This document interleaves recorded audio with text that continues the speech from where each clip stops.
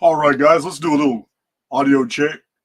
I have an entirely different camera set up because both of my studio cameras are on their way to Tampa right now.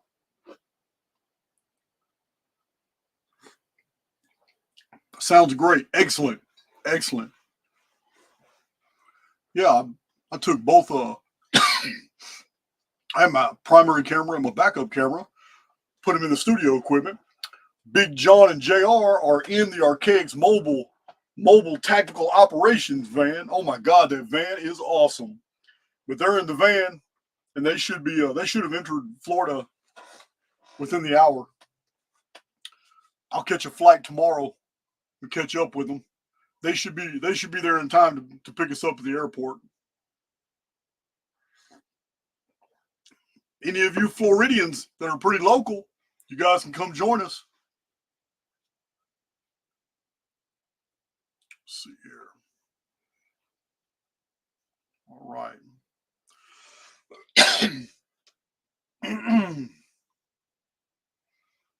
I'm drinking coffee out of this mug right here. This is going to be a fantastic presentation, guys. It's really weird how this video came around.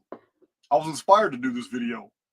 But Enoch is what broke me into the publishing world.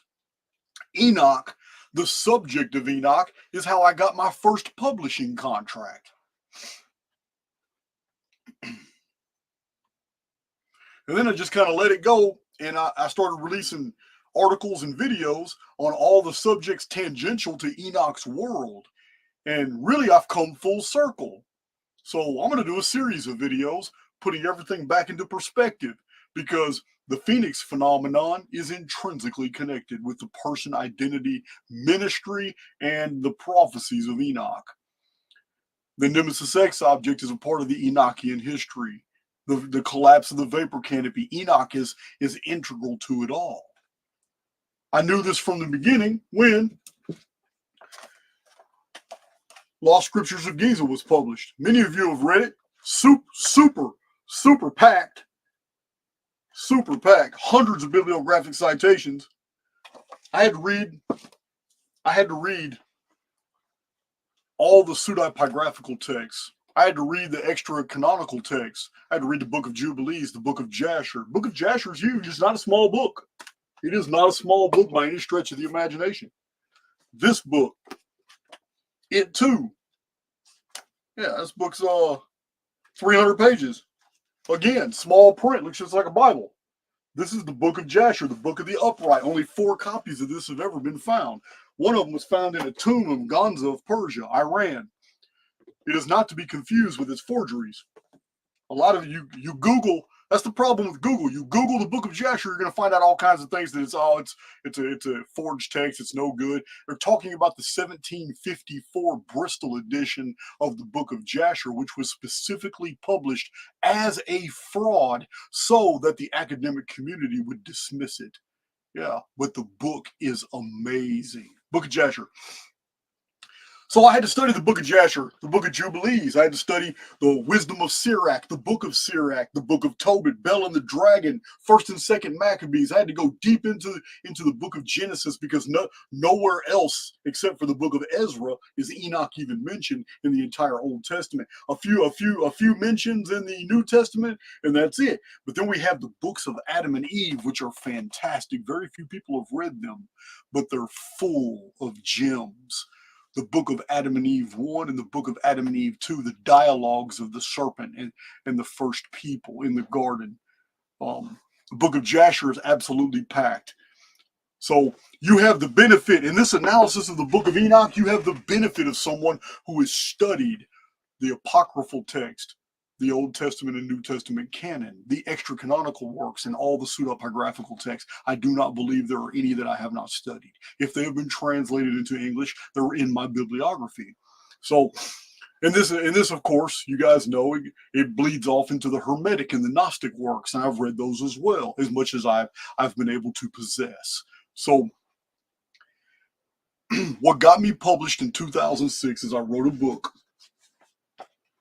Enoch and the Origin of the World's Oldest Texts. And in this book, I basically showed the state of knowledge that we have from all the texts from the ancient world that tell us the story of Enoch, the chronicler.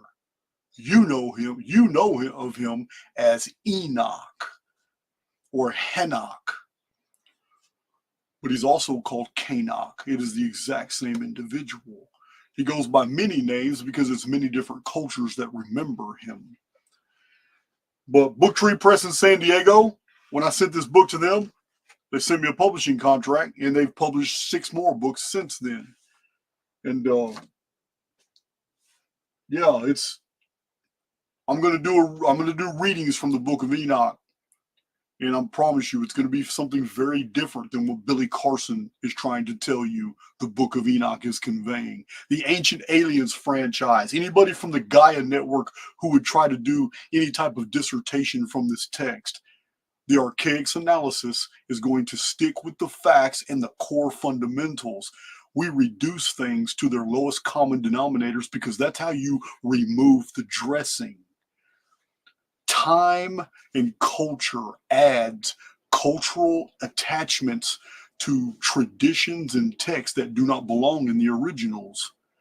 By a comparative analysis of the oldest text, it's very easy to see when you're looking at Aramaean versions, Greek versions, when you're looking at text from Arabic histories, oral traditions that were later written down. When you find the same core fundamentals in Babylonian writings, Ugaritic, when you find these in the Canaanite and Syrian Rashamric texts, and then you find them in older Akkadian antecedents, you realize these same core stories were also told in Sumerian texts, and that the Sumerian texts are nothing but a literate society that was post-reset. After a cataclysm, they had taught themselves how to read and write again, after they had been completely under a systemic reset. Therefore, oral traditions were transmitted into written writings. When you compare them all together, it's easy to see what cultures attached, what elements. Those can be removed, and you're left with a core skeleton of a story. And it's in this type of analysis that the greatest truths are just stare us in the face. And we find out that Ancient Aliens is total crap. We find out that a lot of the things that has been perpetuated as factual are not factual at all, and that history is far more mysterious and intriguing than any fantasy could impute upon it. This is what we find. You'll see, you're going to hear it today. This video may go 2.5 hours, but we're going straight into the Book of Enoch because you need to hear these things. You need to understand where these people were when they wrote these texts. So we're going to start with a chart because we all need to be on the exact same page. Check my chat before I go in. All right.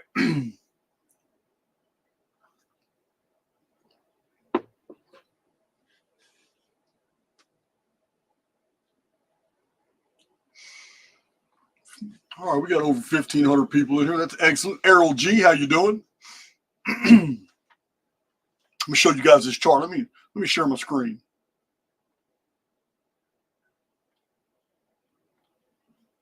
We'll share the screen real quick.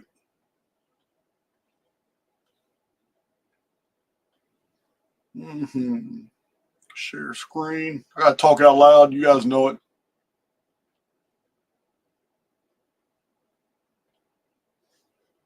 All right, I'm sharing my screen. Well, look at this. All right. As you guys can see, all my Archaix veterans recognize this chart, and you should also recognize the things that were recently done to change it. This is just one of my 20 or so Phoenix history charts. This shows the 138-year periodicity of the Phoenix phenomenon with a legend in the upper left corner that shows you exactly what happened on those dates. To have this much data, despite all the resets, all the book burnings, all the times that civilizations invaded other cultures and civilizations and destroyed their literature, to have this much data to be able to assert all this and cite the sources is phenomenal. It doesn't mean this is the only times that the Phoenix has ever appeared and did what it does. It means that these are the only ones that I could find from the wealth of information that was available to me in a prison cell and in the 7.5 years that I've been out of prison. Other than that, this chart could be much bigger. It could be packed with more, and the data's probably out there. I just haven't had access to it. But it doesn't matter. It's more than enough for a thesis. And it's chronologically precise. So the yellow ovoid that you see toward the middle right here, this yellow period, you need to understand when we're talking about the Book of Enoch, you need to understand that this yellow period started after the Phoenix phenomenon episode that was predicted by Thales of Miletus in 583 BC. After that event, after the beginning of the Pythian oracle calendar that started in 582, sometime after that, when the Jews were deported to Babylon and had access to their libraries, that's what this yellow period represents. When Nebuchadnezzar II deported the kingdom of Judea and deported them into Babylonia and spread them out, and the Jews essentially became Babylonian. This yellow period is the absolute earliest that we have any historical evidence whatsoever for the appearance of the Jews. The Old Testament, the apocryphal books, the pseudepigraphic texts, the Dead Sea Scrolls, the rabbinic texts, the Book of the Watchers, the Book of Noah, the Book of Giants, the Book of Enoch, Second Enoch, which is called the Secrets of Enoch, and Third Enoch. They all come later. They didn't all start at the beginning of this yellow. The beginning of this yellow ovoid is what academia and even Jewish scholars agree in Jewish encyclopedias that I am in possession of. There are no archaeological, there are no textual, there are no manuscript evidences of the existence of Jews before this period. Jews suddenly appeared on the world scene after they came out of Babylon. We don't know if they were Babylonian to begin with, because the oldest of the Targums is the Babylonian Targum of the Talmud, the Jewish holy books. So when it concerns the Tanakh, it comes much later. As a matter of fact, the Tanakh didn't even appear till about the middle. Most of these texts, most of the actual texts themselves are dated by scholars to the Alexandrian period. And this is a problem because the chart you're looking at gives them a lot of license that academia and scholars don't give them. Because I put this yellow ovoid here because this is the period that all these texts are also referring to. Even the Book of Enoch refers to the very period that it was written. It mentions the Parthians. Well, the Parthians existed during this period right here. And they were a problem to the Jews, but they existed during this yellow period. However, the Old Testament, the Book of Genesis, the Book of Enoch that we're discussing in this video, those events unfolded 2,400 years. 2,400 years before the historical record scholars or academia admits to the very first evidence of Jewish culture and Jewish writings. The story of Enoch was already ended 24 centuries earlier. You need to understand that this massive amount of time is the time between the story of Enoch and when the Jews began producing literature talking about him. So the white pyramids you see over here represents the 4 centuries of history from the appearance of the Watchers in the days of Jared, 3439 BC, father of Enoch, to the ministry, life, reign, and vanishing of Enoch. That's what this white pyramid covers right here. 3439 BC.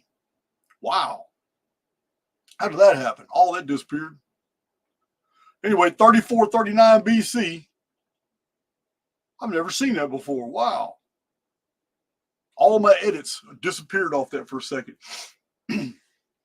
So yeah, there's the White Pyramid there.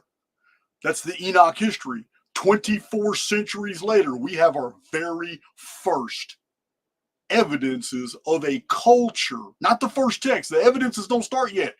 It's the Alexandrian period, which is the dead middle. It's the dead middle of this period, the Alexandrian period, till Rome conquered the Ptolemies, the Macedonian Greeks who ruled Egypt. That's the center of this. That's the dead center of this yellow period. So this is when the Book of Enoch. This is when the Book of Enoch, the oldest composition of the Book of Enoch, could have been.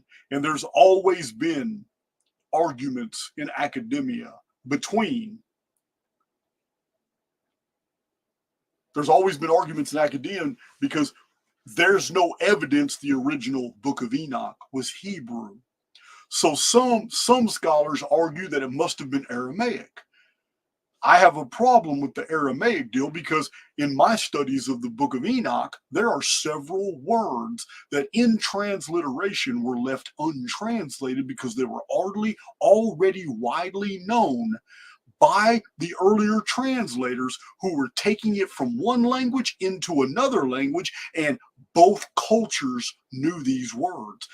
And what's interesting about that, these words are Greek, like the word Tartarus.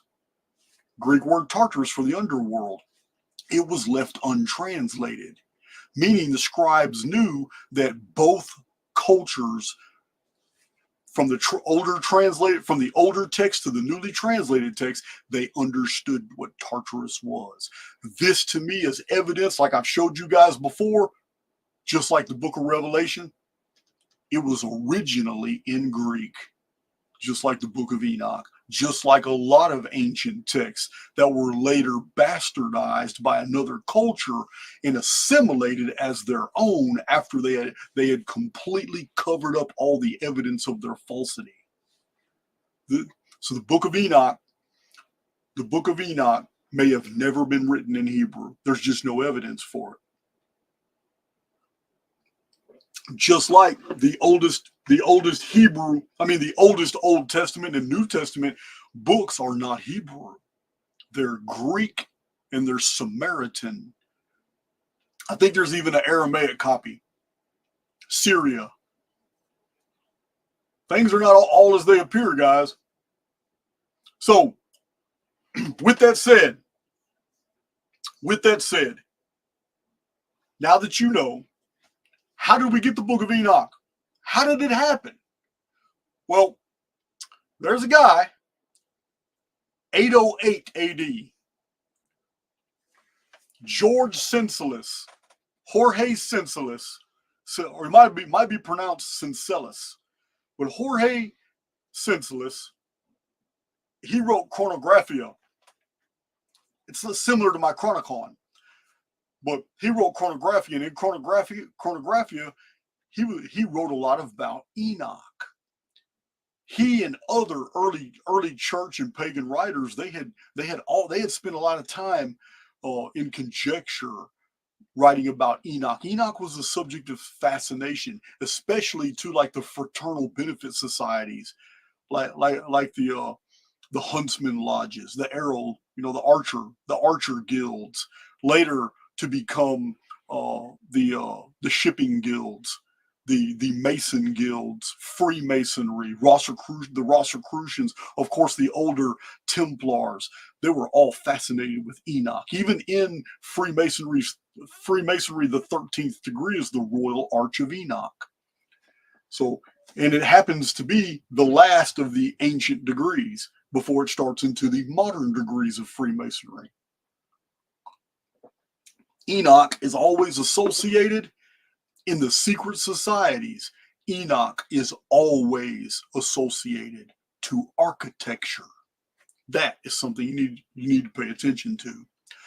So James Bruce, who is an actual descendant of Robert the Bruce from 1314, Battle of Bannockburn. I've talked about it in my presentations before.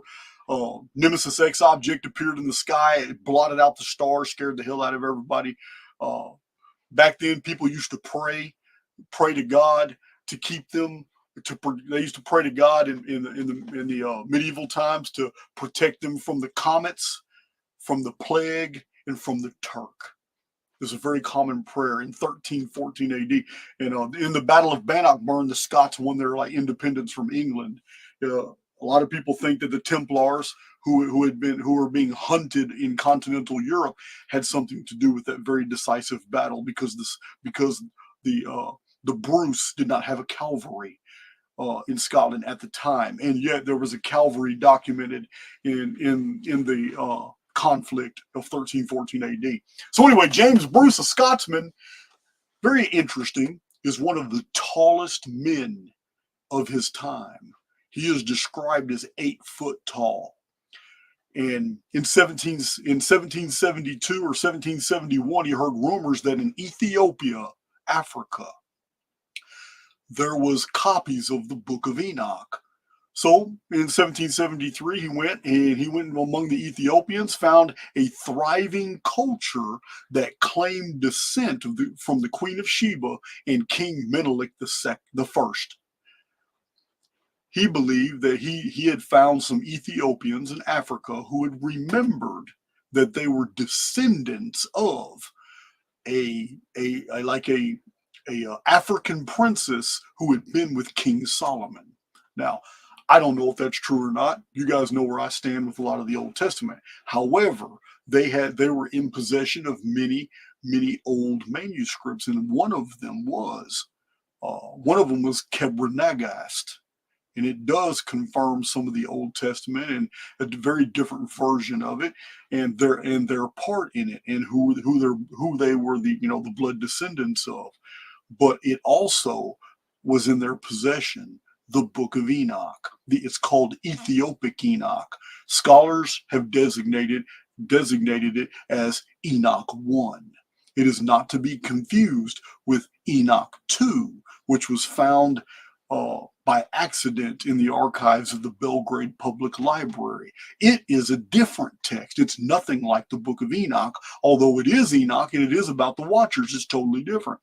It's the next video I'm going to give you on Enoch within a couple weeks. It is called The Book of the Secrets of Enoch. In that video, I'll probably touch on 3rd Enoch as well. I know a lot of you don't know that, but there is a Enoch 3. So we'll do all that. But anyway, he went to Ethiopia and he came back with this, and it's gone through multiple translations. R.H. Charles translation is probably by far my favorite. But around 1901, 1902, it's a newer translation based off. I think he put together a dozen Enoch translations from 1860 something to 1891, put them all together, did his best, and his commentary notes are fantastic. You can get a copy from Booktree, but it's R.H. Charles' translation of the Book of Enoch, and it's awesome. It's great. The commentary, the notes are fantastic. So that sums it up for Mr. Bruce. Check my chat, and we're gonna start 27 minutes in, we're going to start with the Book of Enoch. You will be able to read with me because I'm going to show it on the screen. Let's see. Book of Enoch is fascinating, guys. There is no doubt. Not taking anything from it. I have the Keys of Enoch as well, but that's a medieval text. It may even be a Renaissance text. It's not that old. But I have it right here on my shelf, Keys of Enoch. I also have the Keys of Solomon.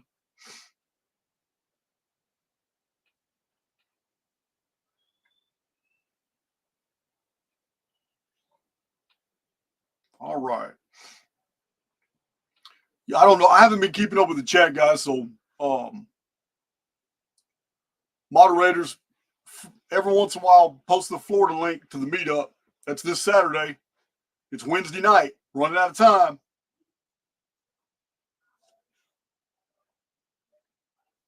Yeah, well, and I already know about Jeffrey Daugherty.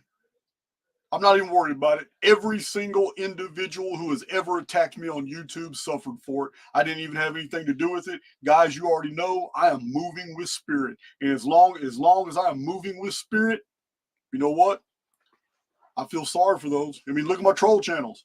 In 3.5 years, I got over 120,000 new subs. I got more than that. In 3.5 years, hell, I got 150,000 subs. And all my trolls are still exactly where they were or a whole lot less. Yeah, I'm not worried about them, Llewellyn. I know Jeffrey Daugherty. It's crazy. People just don't learn.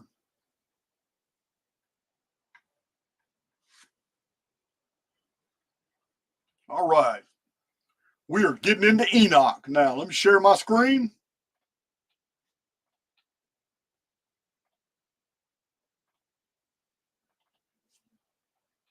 Right.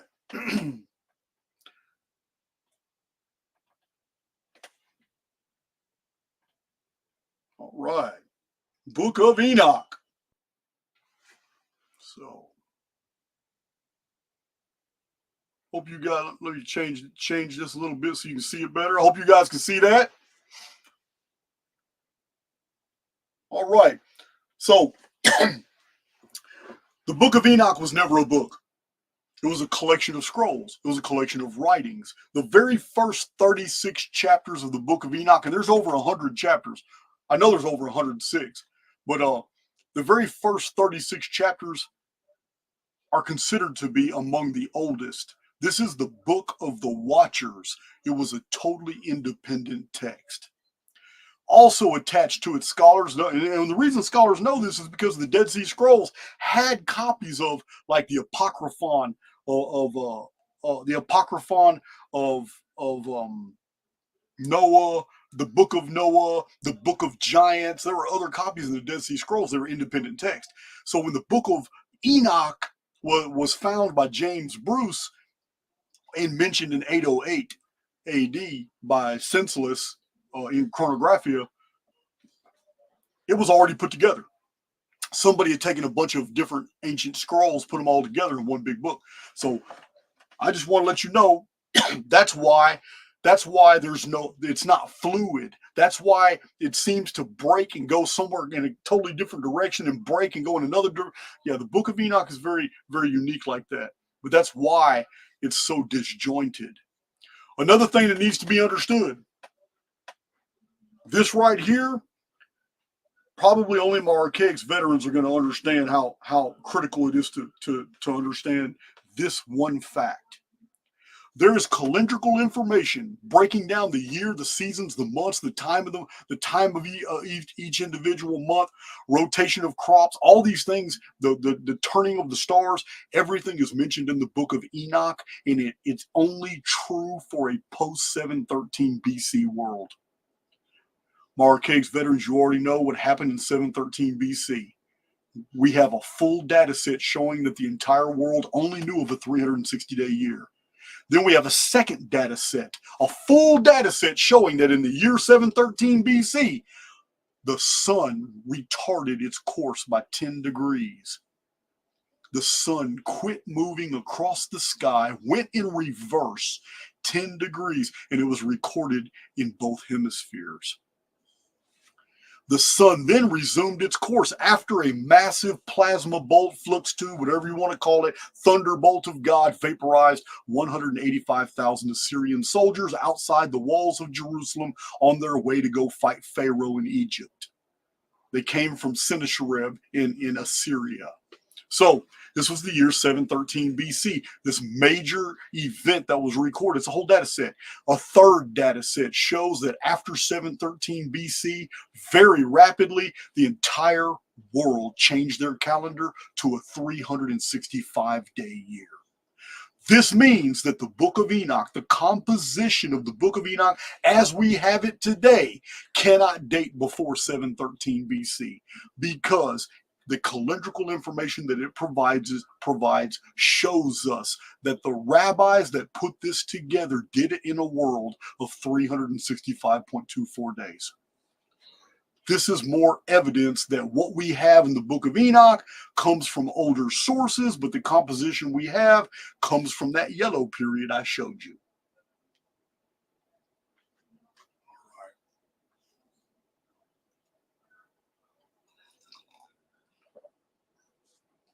All right. Making sure there's a chat flow. Just got to check my chat because you guys already know. Sometimes I'll freeze and I'll keep talking. Okay. Here is a statement that is anachronistic. What I mean by anachronistic is the narrative is supposed to be in the days of Enoch and the days of the Watchers, 2,400 years before the Book of Enoch could have possibly been written the way we have it today.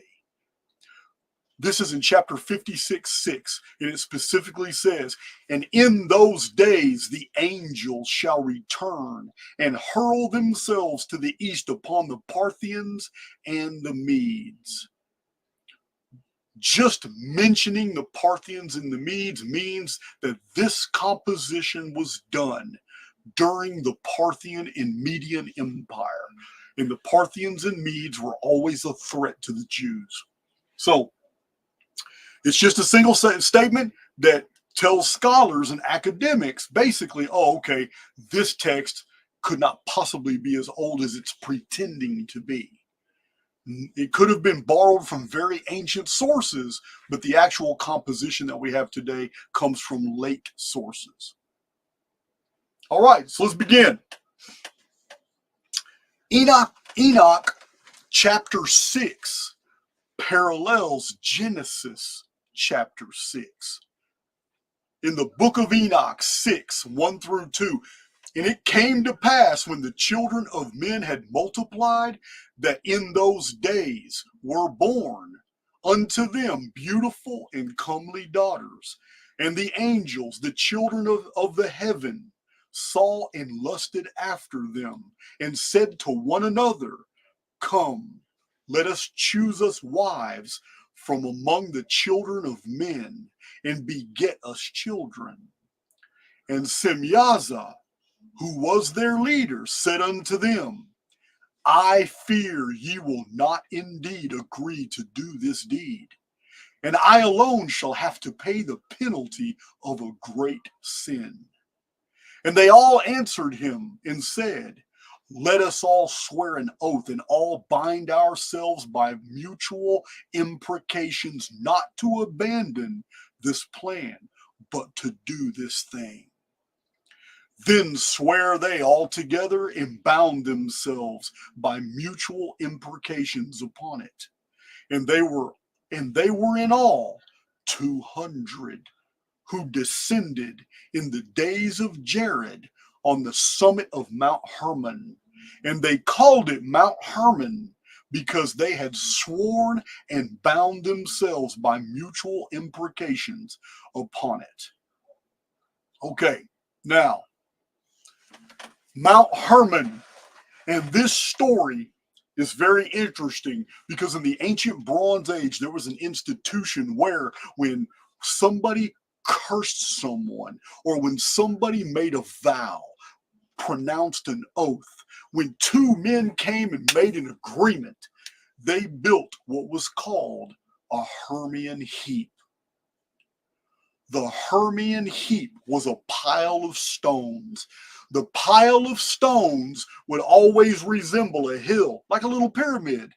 The pile of stones was a testimony on the earth between two parties who had made an agreement, whether it was a curse, an imprecation, whether it was an oath that if broken would turn into a curse, whether it was a promise, whether it was a deed, whether it was a boundary stone, which came with it the necessary implications of, I will not cross over into your property, and you will not cross over into my property. And this is what the Hermian heap represented in ancient times. In fact, 20 years ago, that's what I wrote in this manuscript.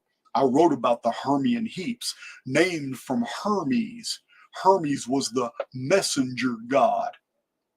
god of architecture and messages encoded in architecture.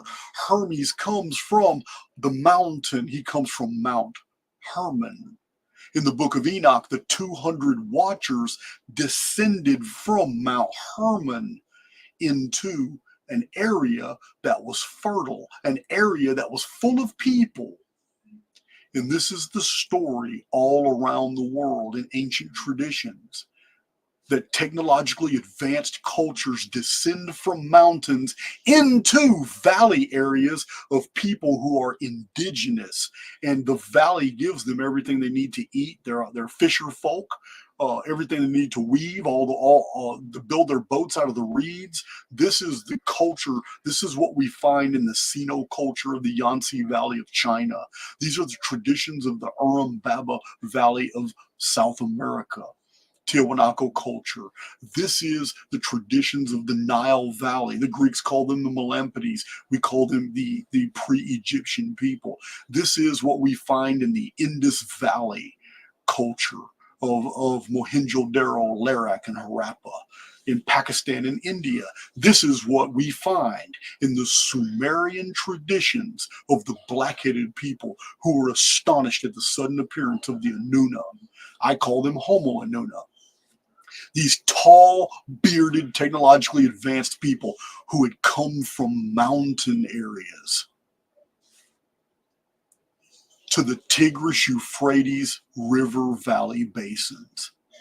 The Chinese, the Sumerians, the Indus Valley people, the Egyptians, and the South American Uru people of the Urim Baba Valley civilization all come from the same stock, and they all look 4,000 years ago, they all look absolutely identical. They all built their baskets and their floating vessels and ships out of reeds, river reeds that were woven. They all had obsidian black eyes, obsidian black straight hair, and they all had olive skin. And the common denominator between all five cultures is none of them could grow facial hair.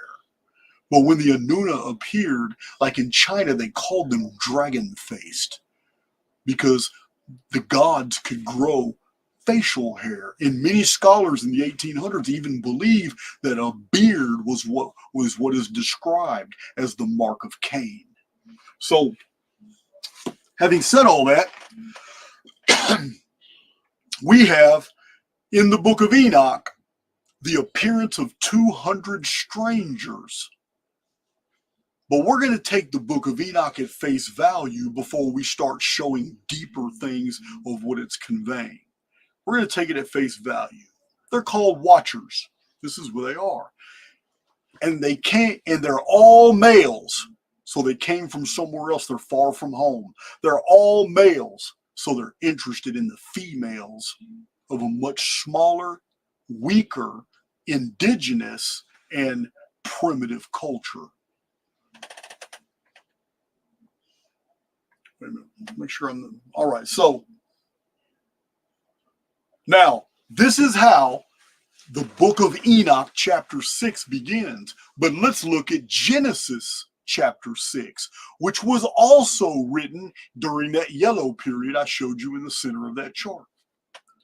Genesis 6, and it came to pass when men began to multiply on the face of the earth, and daughters were born unto them, that the sons of God saw that the daughters of men, that they were fair, and they took them wives of all which they chose.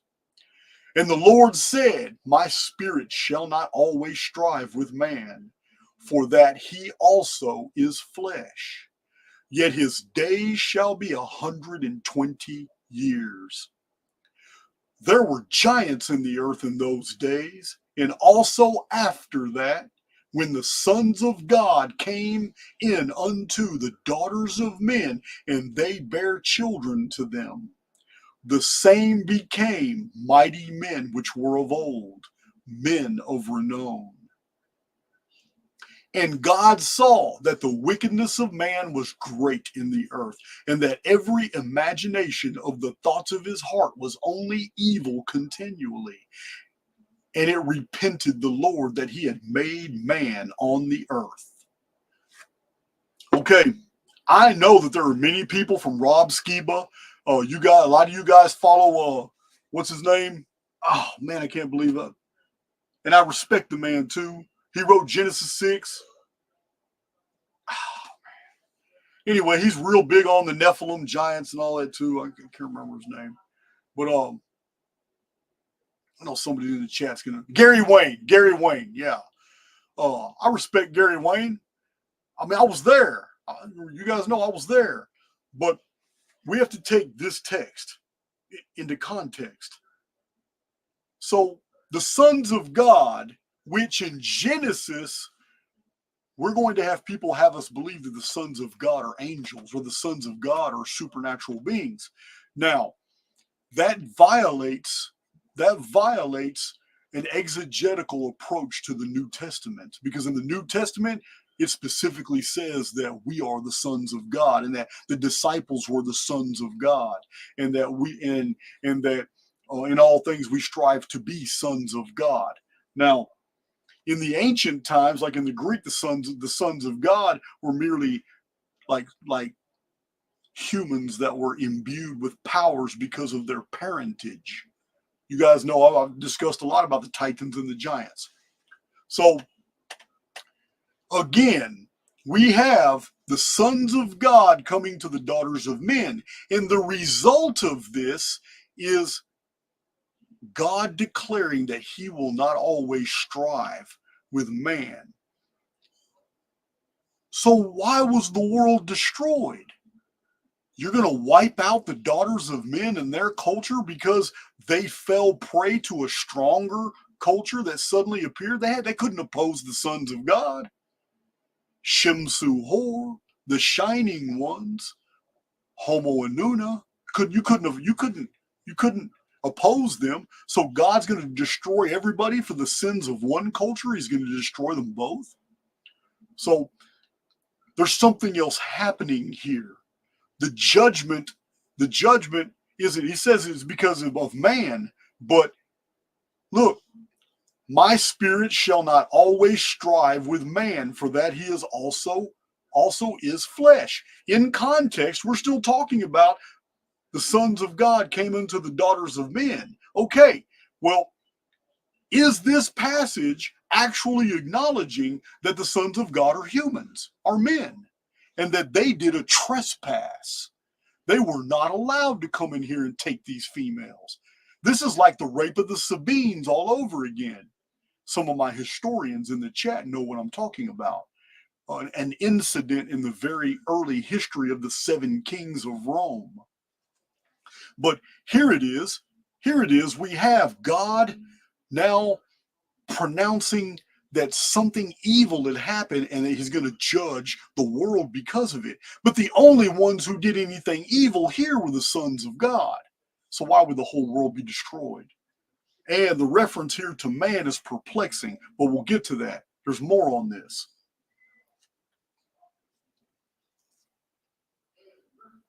So this is the religious version of the rabbinate, trying to explain to us the origin of gods. Now, we do have a problem with, and they bear children to them.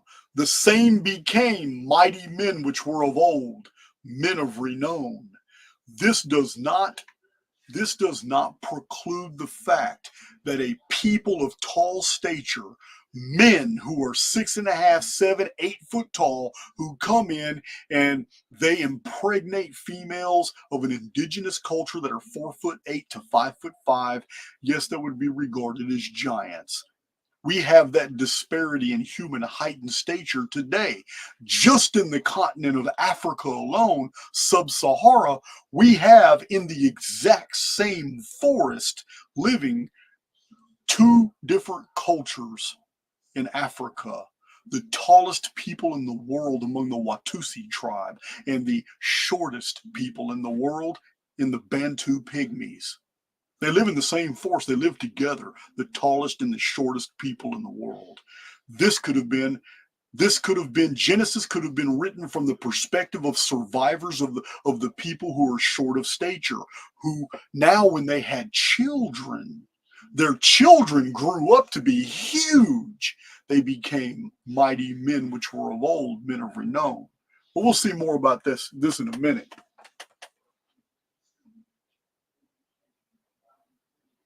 So, all right.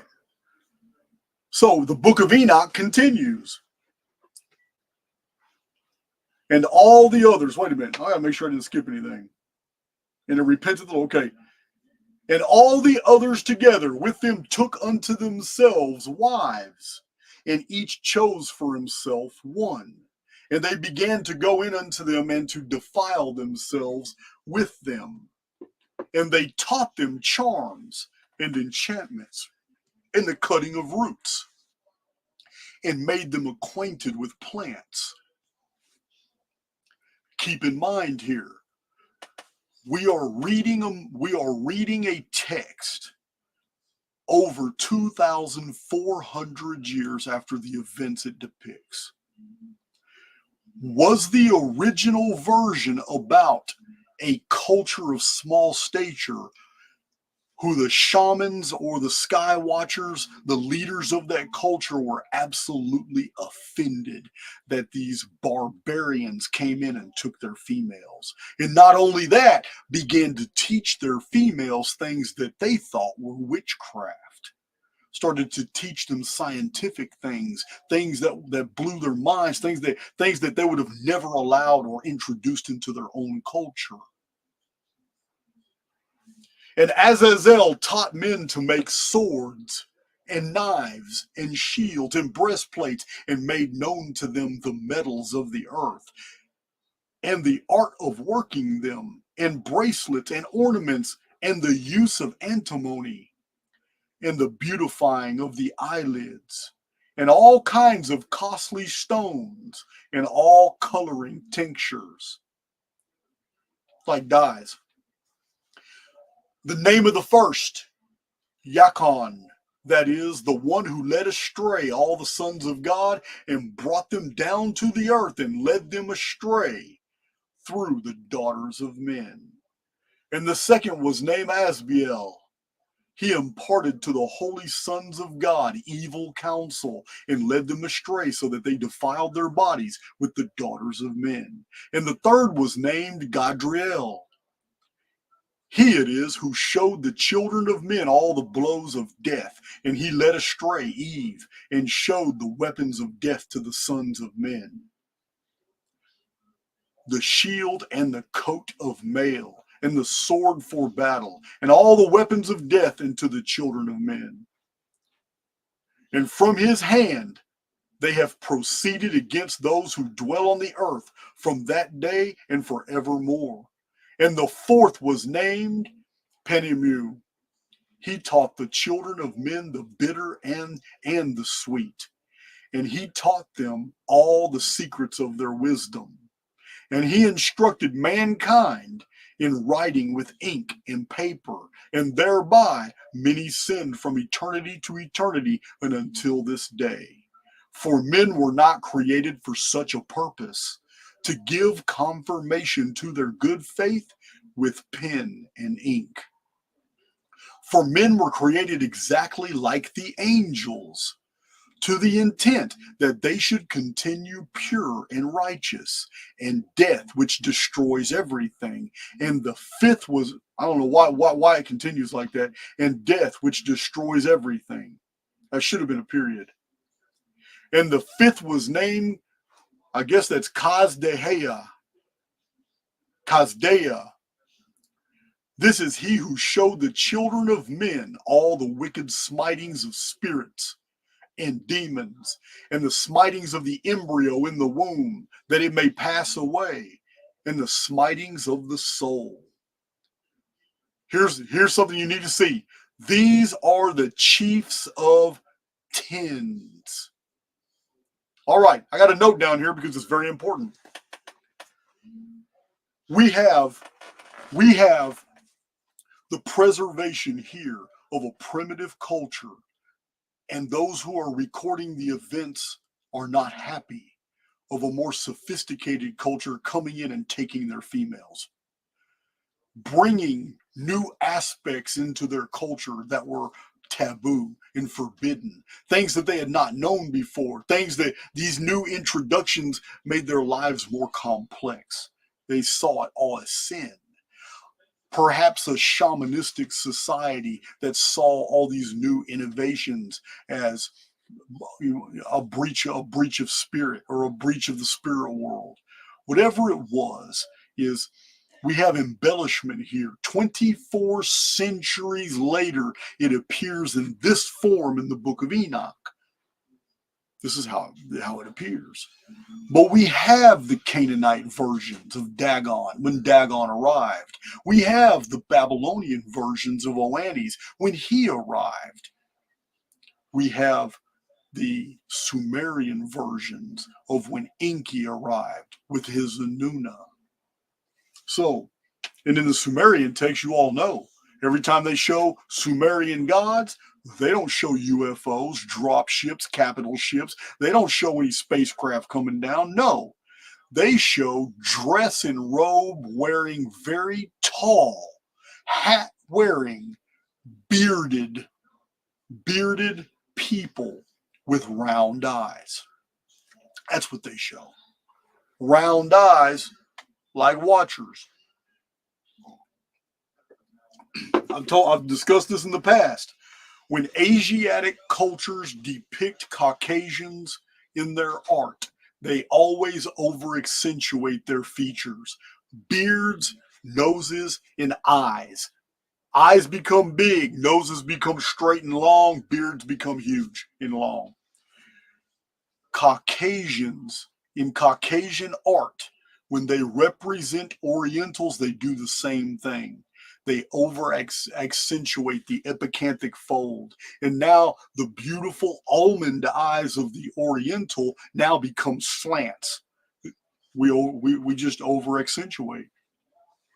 That's what we do. Now, it's very important to understand these are the chiefs of tens. Okay, this is ancient Indo-Iranian military structure. This is something Robert Seifer could educate you on quite a bit. The Jews were a sabbatical society. They got their arithmetic, their mathematics, their literature, even their language all came out of Babylon. They got their traditions from Babylon.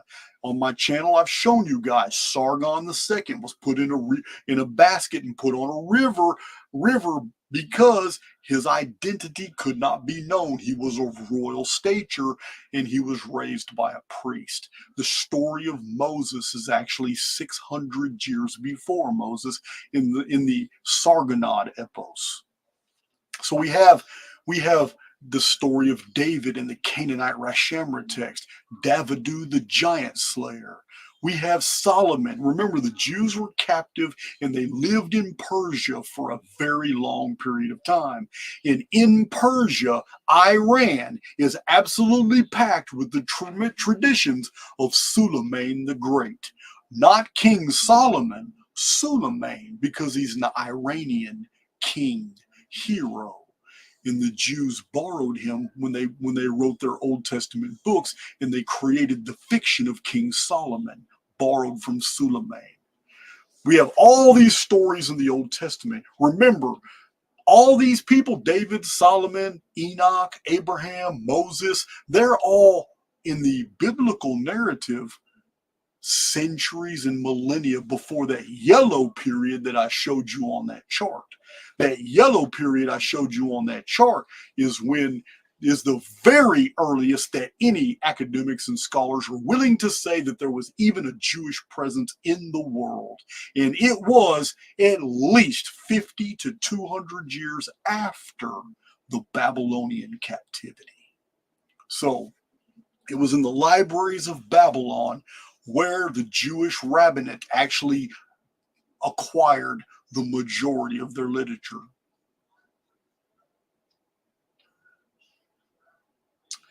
These are the chiefs of tens. Why is this important? Because Babylonian arithmetic, calendrics, Its mathematics was all based on the older sexagesimal system. It is base 6 and base 12 mathematics. Its calendars, its Venus almanacs, everything is off base 6 mathematics. Counting by tens is not anything Hebrews would have done. Jews would have never counted by tens. 6, 12, 18, 24. Look in all the Jewish literature. Everything is in units of 6, 12, 24, 36. This is what they did. The chiefs of tens in Indo-Iranian and all the auxiliary cultures after that, the Aryan, the Arya, the Amuru, the leaders of the military units, the sergeants, the captains, lieutenants, everybody, it was one man, one guy ruled over 10 soldiers. Yeah. Then he was under one guy who ruled over 10 units of 10 soldiers each. These were centuries. Centuries were 100 soldiers broken into 10 groups of 10 men each. So this was the military order. Then you had your thousands. Then you had your 10,000s. This is Indo-Iranian arithmetic. This is how the Aryans counted. They always counted India. So what I'm saying here is that we have the preservation from an ancient manuscript, the Book of Enoch, of a culture that's pissed about another culture that's coming in that literally overwhelms it with its power and takes its women and introduces changes to the culture. Also changes to the race. As we're going to see, the Book of Enoch addresses some racial material. We have a Caucasian Indo-Iranian, basically introduction into a indigenous population. And this indigenous population in their own records absolutely remembered how unique the structuring was of the command structure of the invaders. These are the chiefs, they're chiefs of tens. It's referring to the 200 angels. It had 20 captains, the 200 watchers that came in. So it's not talking about its own people were divided in tens. It's talking about the newcomers. In the Book of Enoch, we're seeing over and over and over. We are showed in the Book of Enoch that the Book of Enoch is for the last days. The Book of Enoch was not for his time. In that over and over he says, Enoch, take up this instruction. Enoch, behold this parable. And Enoch has shown all these things. But Enoch himself admits that while he was to record all the things that he saw, it was only for the benefit of a last days generation. The whole story of the appearance of the watchers, how they appeared among a more primitive culture, this was all, how this whole story unfolds was for a last days generation to interpret and understand. Been a while since I looked at my chat.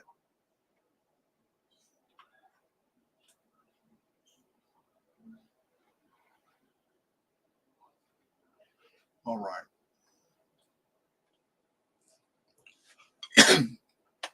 And he took up his parable and said, Enoch, a righteous man, whose eyes were opened by God. Wait a minute, what is this? Hold on, this is I'm sorry, guys.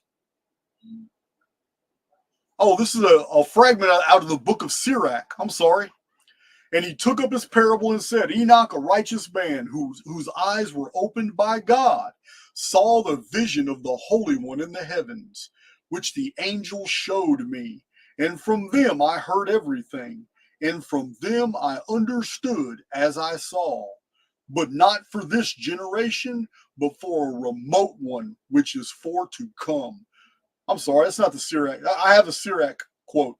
This is the introduction to the Book of Enoch. This is chapter 1, 2, right here. Enoch is telling us that all this information was revealed to him by holy watchers. And in the Book of Enoch, you'll find out really fast that the watchers are divided by two groups. Those who fell, who rebelled, and those who remained holy. Raphael, Michael, Uriel, Cassiel. There's another one I forgot. They all remained holy. Gabriel, they remained holy.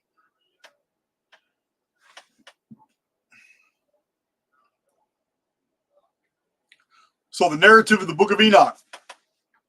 The watchers called me, Enoch the scribe, and said to me, Enoch, thou scribe of righteousness, go declare to the watchers of the heaven, who have left the high heaven, the holy eternal place, and have defiled themselves with women, and have done as the children of earth do, and have taken unto themselves wives. Ye have wrought great destruction on the earth. All right. In the Book of Enoch, the watchers take Enoch somewhere, and it is admitted in the Book of Enoch that he is in the underworld. And he's made to see all kinds of places. He's even taken into a deep valley. When the good watchers declare they call him a scribe, Enoch was brought down from the surface somewhere. And he is told and commanded to go back up to the earth and provide a testimony to those that rebelled. The situation is not that holy watchers were on the surface. That's where the unholy watchers were occupying. The holy watchers were somewhere else. And to go talk to them, Enoch went down. And when they dispatched Enoch to go deal with the problem, Enoch was acting as a messenger. Hermes, the messenger god. Hermes in heaps. Hermes, the architect god. Enoch is the messenger between the two groups of watchers. The holy watchers weren't in the heavens of heavens. They're telling Enoch to go to heaven and deal with the problem. This is a totally backwards way of what we've been taught from the Ancient Aliens franchise. So, ye have wrought great destruction on the earth. To the holy watchers on the earth was up. In Hebrew, it's eretz. It was up. And Enoch was in the underworld getting these commands. When the original 200 watchers descended Mount Armon, it's no different than the ancient Achaean and Greek belief systems. They too believed that heaven was entered through Olympus. Olympus was called Olympus Mons. What is that? The Mount of Olympus. The watchers descended from a mountain, but the mountain is merely at the axis mundi, meaning it gives the watchers the ability to go up and down. In the Old Testament, angels go up and down Jacob's ladder. Jacob's ladder's no different than the ladder of Set. Remember, the Sethites, according to Josephus, in the pre-flood versions of Josephus' writings on the history of the world, the annals of the world, specifically says that the Sethites went out and built 2 gigantic pyramids. So, pyramids were called in ancient times pillars. Pillars were axes. They held up the sky. So, a pillar is nothing but a dismembered tree. You got to remember all these things. In Eden, there were 2 trees: tree of knowledge of good and evil, and the tree of Eden. All of these are perfectly explained, and we're going to get into it in these videos. But in my book, Lost Scriptures of Giza, I show all these texts from the the book of Jubilees, the secrets of Enoch, the book of Enoch, the book of Jasher, the apocalypse of Barak, the wisdom of Sirach, the book of Sirach. The clues are spread through all of them. The book of Adam and Eve 1, the book of Adam and Eve 2, the Apocrypha. It is spread through all of them. The book of Ezra, the book, this first and second Esdras, and we find that when you put them all together, the cipher is complete. This is what we're talking about.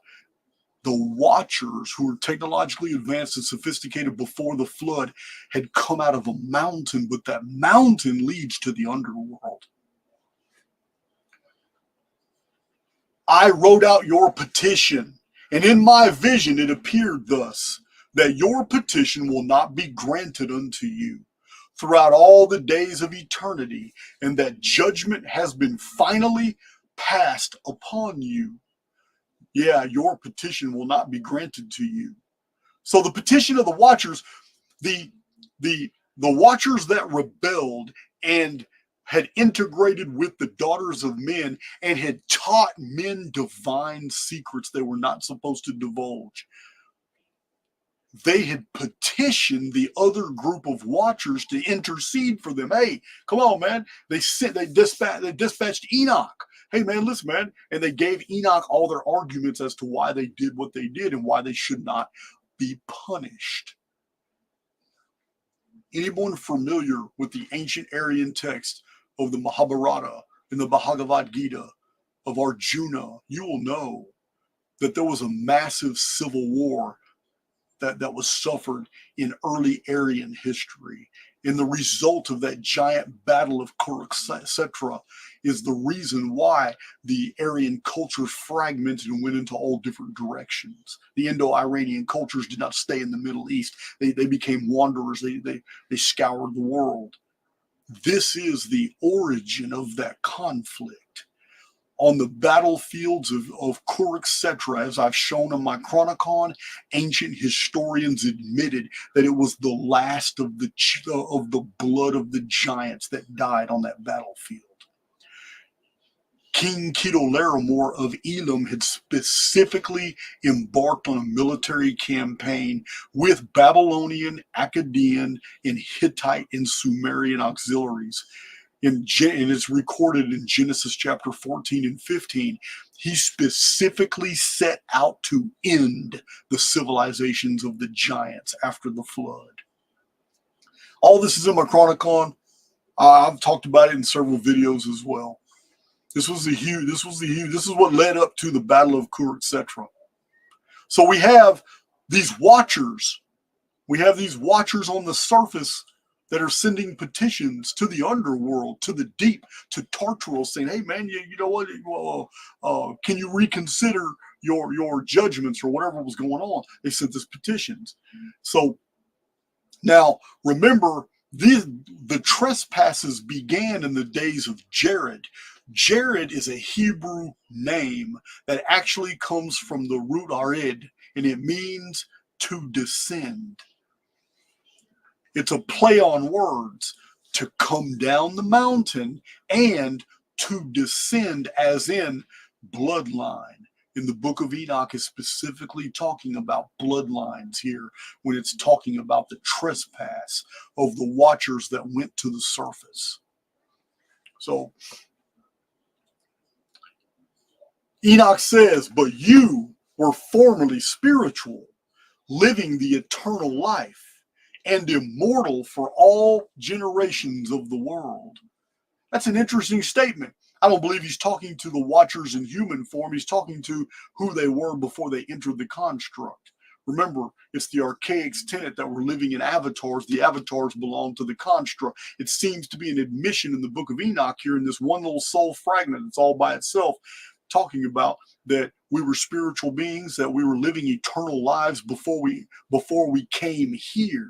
And it says, and immortal for all generations of the world. I still believe that. We're just passing through. So Enoch is taken in vision. This is the first parable. We have, let me get that off there, cybersecurity. Always trying to sell me some cybersecurity.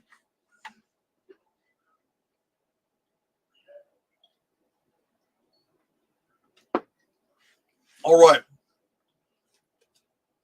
Before these things, Enoch was hidden, and no one of the children of men knew where he was hidden, and where he abode, and what had become of him. And his activities had to do with the watchers, and his days were with the holy ones. Remember, in many of my presentations, I've showed you guys the whole Ancient Aliens franchise is designed as a government psyop. They want you to look up all activity with UAP, UFO phenomena. Every bit of this is designed to get you to believe that all threats, all alien abduction phenomenon, everything is coming from the sky when it's not. When you go back to the writings of Charles Fort, 100 years ago, he had amassed 500 years worth of scientific and eyewitness reports, and he published 4 books. I talk about him all the time. His books are right here. Charles Fort was very specific. Almost all the weirdest phenomena comes from underground. Strange alien races from underground. People vanish on the surface. We go back even further than Charles Fort, and this is what we find. In the medieval times, the bogies, the dwarves, the black elves, the trolls, the elves, the fairies. Oh, the fairies are the biggest. The goblins and hobgoblins. Every culture in Europe, through over Asia, they call them different things, but it's the same stories. Young infants being switched in their cribs, and mothers know that's not their original baby. Or babies taken away and switched out with other babies, but then returned after a period of time.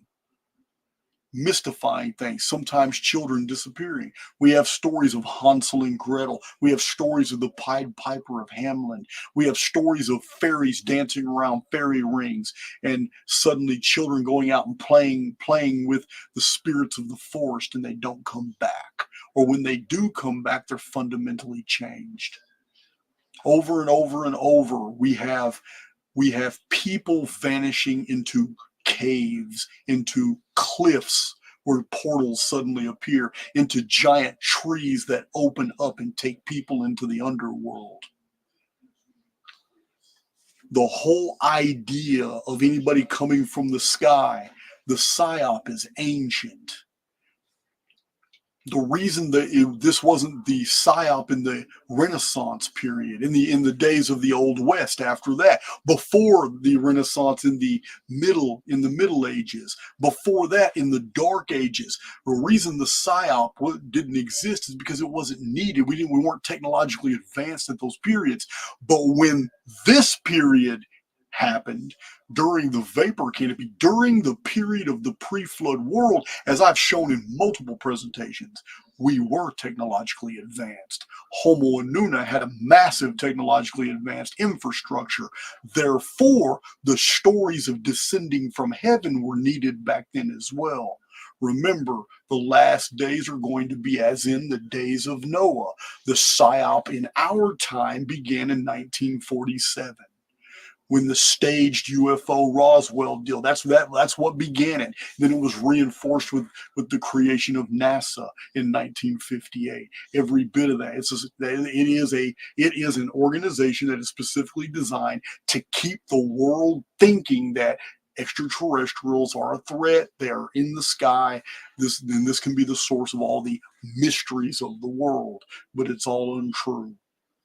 Every civilization, every culture, all the traditions across the board admit to an inhabited underworld.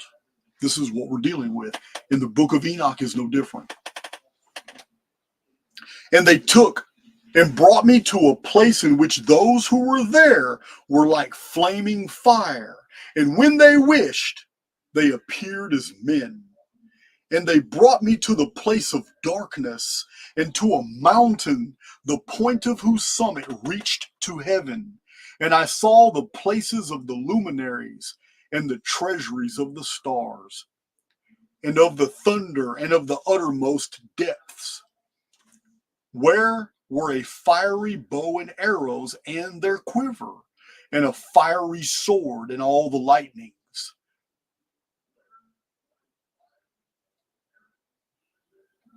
Sounds very technological to me through a very primitive frame of reference.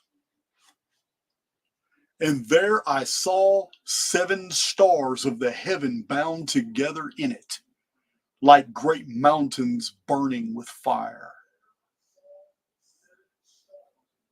Okay, the 7 stars, also called 7 mountains, is exactly what we find in the book of Revelation.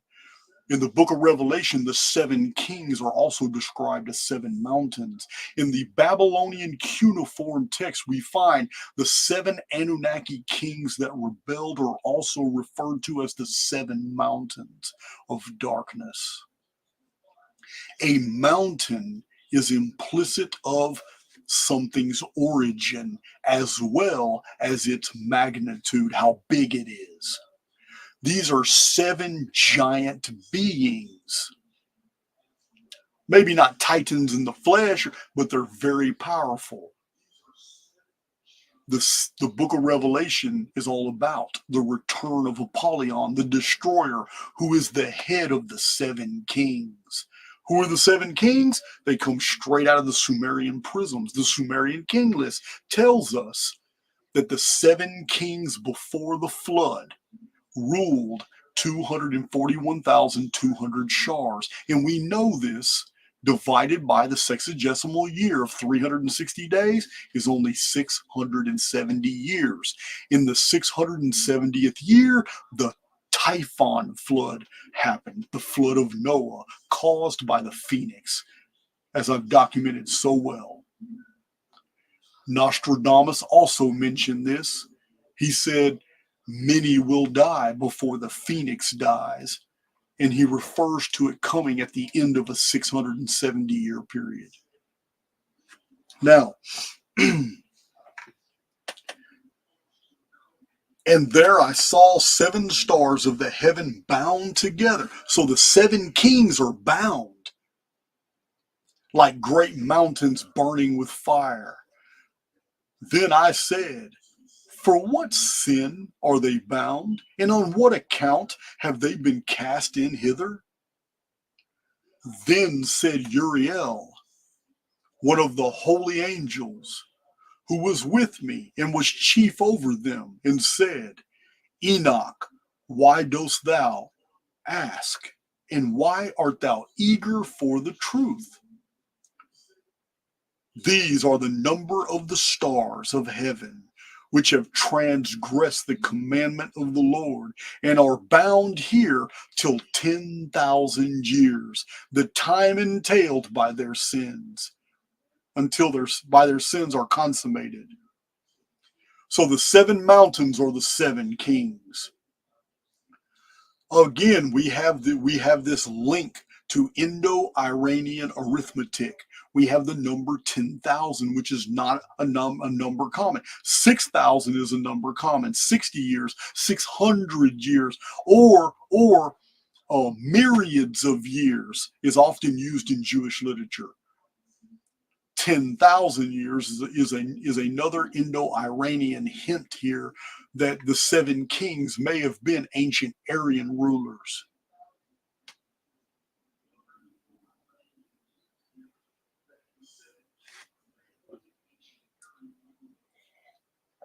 And these are the names of the holy angels who watch.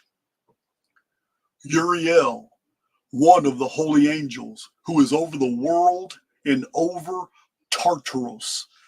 Okay, let's put this into context. Enoch keeps getting summoned to talk to Uriel. Uriel is the one giving Enoch his words to go take to the watchers who are on the surface of the world mingling with the daughters of men. But Uriel rules over Tartarus. Tartarus is in the underworld. No ancient aliens are required for the narrative of the Book of Enoch because the story is in between underworld facilities and their communications breakdown with a group of their own who went to the surface and did their own thing. This is what's developing in the Book of Enoch narrative. And I went from thence to the middle of the earth, and I saw a blessed place, in which there were trees with branches abiding and blooming of a dismembered tree. And there I saw a holy mountain, and underneath the mountain to the east there was a stream, and it flowed towards the south. And I saw towards the east another mountain higher than this, and between them a deep and narrow ravine.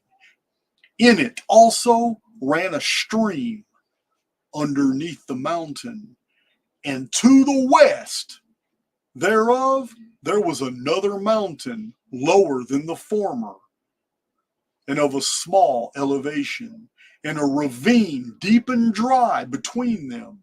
And another deep and dry ravine was at the extremities of the three mountains. All right, my Archaix veterans, I already know you've got all kinds of sparks going through your head. We know from multitudes of ancient texts, we know that a structure was specifically placed at the middle of the earth. That structure at Akuzan was placed there and identified with being the tree of knowledge. A tree is an axis, it is a pillar. The trunk of a tree is a pillar. When you dismember a pillar, here it is. A dismembered tree becomes a pillar. In ancient times, what was the pyramid called? I showed you in this book. It was referred to as the Pillar of Enoch. It was also called, the two pyramids together were also called Iram of the columns. What is a column? It's a pillar. What is the trunk of a tree? It's a pillar. What were the pyramids originally called? As I showed you in Lost Scriptures of Giza, they were never called pyramids until the age of the Greeks. It means fire in the middle. But pyramids were actually called pillars because it was believed that they stood to hold up the heavens. They held up the sky. So you need to see this picture. I'm going to show you right here what the book of Enoch just described. Let's show you this picture. This passage just perfectly described what you're looking at in my book, Lost Scriptures of Giza. This is the blessed land in Enoch's vision. A vision given to him by Uriel.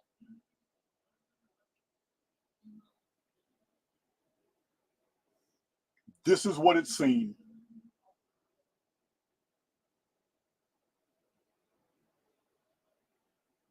That looks like Giza to me.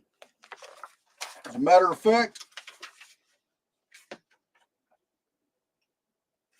it's no different than this. There you go. This is what Enoch looked at. He said 2 mountains equal in size and majesty, and a third mountain of lesser elevation beside it, next to a flowing stream, which would be the Nile River.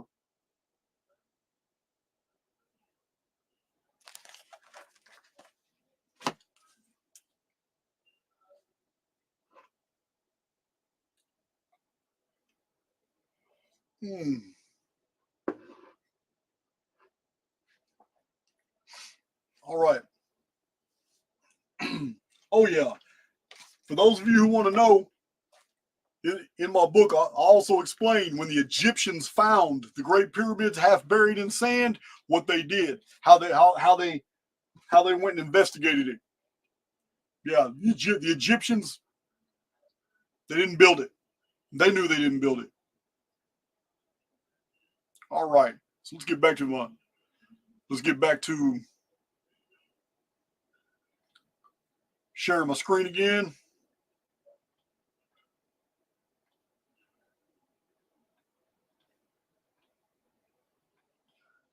All right, so and I went thence to the middle of the earth, Giza in Egypt. And I saw a blessed place in which there were trees with branches abiding and blooming of a dismembered tree. That is a code for pillar. And that's what Josephus says. In the land of Egypt, the Sethites erected 2 pillars. That's what the 2 great pyramids are. And they were to preserve the past, the present, and the future for a future generation. And they were built before the flood. And there I saw a holy mountain. And underneath the mountain to the east, there was a stream, and it flowed towards the south. And I saw towards the east another mountain higher than this, and between them a deep and narrow ravine. In it also ran a stream underneath the mountain. And to the west thereof there was another mountain lower than the former, and of small elevation, and a ravine deep and dry between them, and another deep and dry ravine was at the extremities of the 3 mountains. And I saw how the stars of heaven come forth, and I counted the portals out of which they proceed. And I wrote down all their outlets of each individual star by itself, according to their number and their names, their courses and their positions, and their times and their months, as Uriel, the holy angel who was with me, showed me. Uriel, the watcher of Tartarus in the deep, is instructing Enoch on the stellosphere. Remember, I tell you guys all the time, the sky is a construct. There's nothing going in and out. It is a beautiful multi-tiered hologram. That's what it is.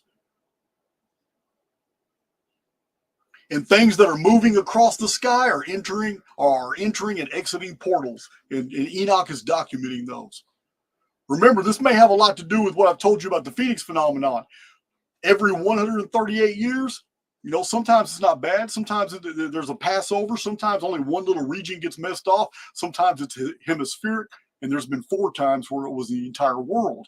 But when it happens, all the variable stars start acting chaotic. Variable stars are all red, and they all change their magnitudes.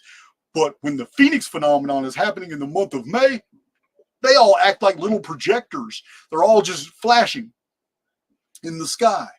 So it's all a stellosphere. And Uriel is giving him instruction about the sky from the underworld. And from thence I went towards the north to the ends of the earth, and there I saw a great and glorious device at the ends of the whole earth. And here I saw 3 portals of heaven open in the heaven. Through each of them proceed north winds. When they blow, there is cold, hail, frost, snow, dew, and rain. Okay. Before I was born, in the 1800s and early 20th century, before I was even born, there were already researchers who were identifying areas in the UK, areas in Wales. Wales is unique because the blue stone from Stonehenge came from Wales. But the area where the blue stone was quarried, there are several places called Carn Enoch. There are many places in England around Stonehenge that are also reminiscent of Uriel and Enoch. There is even a book put out called Uriel's Machine by Knight and Lomas. It is a fantastic book, but it shows that Stonehenge is a lithic calendar designed to demonstrate the mechanics of the celestial sphere only in 360 degrees. It's very interesting, but yes, stone. This right here, many people, many researchers believe that this is a reference to Stonehenge in the far north where it's cold. Right here it says, "And I saw a great and glorious device." All right. You need to read the book Uriel's Machine. Archaix veterans, you guys that are always ordering the books that I quote in my bibliography, that's another one that I've read, and yeah, it has useful material. You're really gonna like it. It's Uriel's Machine by Knight and Lomas. And after that, I saw all the secrets of the heavens and how the kingdom is divided and how the actions of men are weighed in the balance. And there I saw the mansions of the elect and the mansions of the holy. And mine eyes saw there all the sinners being driven from thence, which deny the name of the Lord of spirits, and being dragged off. Okay, so in the underworld, before Uriel is showing him what is called parable of the vision, he's in the underworld being taken places.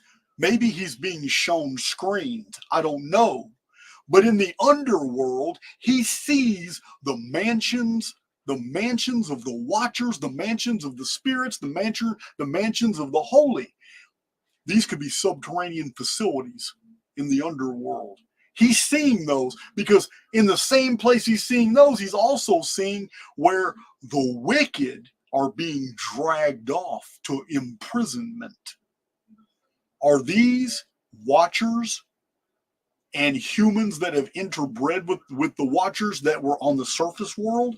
I don't know. I'm just saying these are two different things he's seeing at the same location. And this is with Uriel in the underworld, in Tartaros. In those days, I saw the head of days when he seated himself upon the throne of his glory. And the books of the living were opened before him. And all his host, which is in heaven above, and his counselors stood before him. This head of days, this is an interesting epithet because it shows you that it's a remembrance of a former time.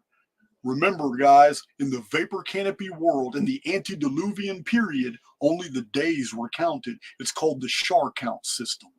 This is the original Vedic, the original Olmec, the original Sumerian, the original Egyptian, well, not the Egyptian, excuse me, but the original Sumerian.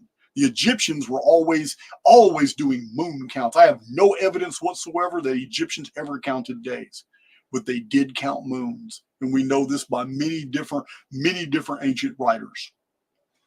So the Egyptians did not count years. There's not a single text from ancient Egypt that ever tells you the reigns of pharaohs in years. None. They counted moons. This is why the very first history of Egypt ever published was by Manetho. And that was during the Greek Alexandrian period, because until that period, no one had ever thought to count up all the reigns of the pharaohs, because even the pharaohs never counted their reigns. They didn't. They counted moons. How many? But anyway, we've already been through that. This is why Atlantis was misdated. Head of days is a reference to the Ancient of Days found in the Book of Daniel. What do we know about the Book of Daniel, and why is the connection interesting? It's because it shows it's post-exilic, meaning the Book of Daniel was written when the Jews were captive in Babylon.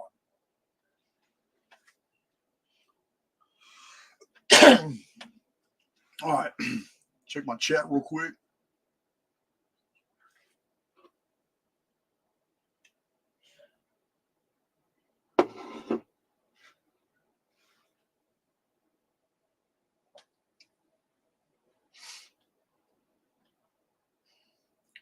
And he said unto me, observe Enoch, these heavenly tablets, and read what is written thereon, and mark every individual fact. And I observed the heavenly tablets, and read everything which was written thereon, and understood everything, and read the book of all the deeds of mankind, and of all the children of flesh that shall be upon the earth to the remotest generations. So here we have Enoch. We have Enoch being taken in by the watchers, the holy watchers, and educated. And apparently in the pre-flood world, he had access to a library. I don't know. A book is just a container of knowledge. It doesn't have to look like the books that I have back here, but it's just a container of knowledge. But he was being educated in the histories of whatever the watchers were trying to educate him in. And after some days, my son Methuselah took a wife for his son Lamech, and she became pregnant by him and bore a son. And his body was white as snow and red as the blooming of a rose. And the hair of his head and his long locks were white as wool, and his eyes beautiful. And when he opened his eyes, he lighted up the whole house like the sun, and the whole house was very bright. And thereupon he arose in the hands of the midwife, opened his mouth, and conversed with the Lord of righteousness. And his father Lamech was afraid of him and fled, and came to his father Methuselah.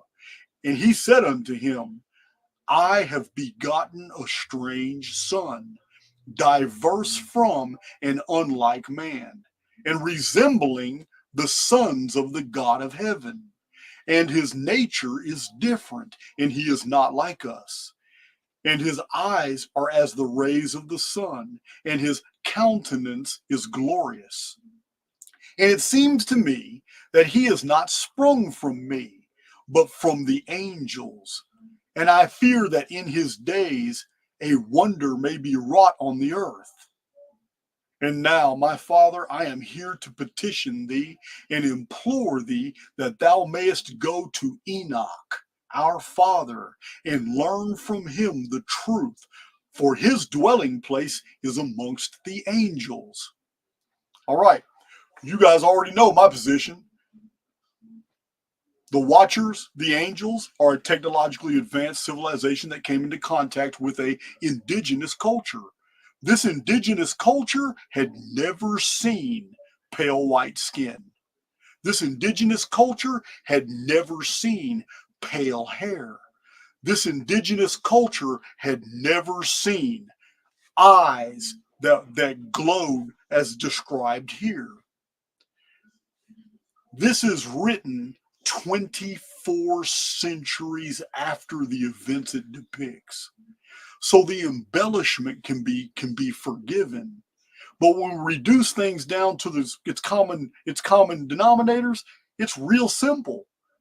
Lamech was dark-eyed, dark-haired, and probably dark-skinned. And when his wife had a white baby with white hair and bright colored eyes, which had never been seen before, he panicked.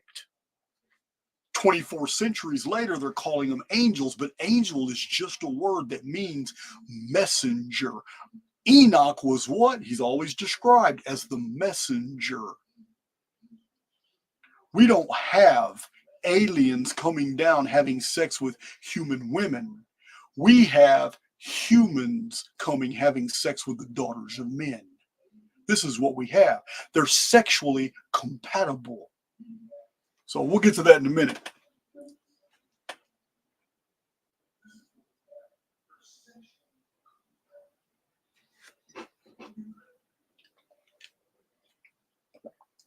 I'm so glad that someone in the living room's listening to me on the big TV, because I'm pretty sure they're going to bring me a cup of coffee in a minute.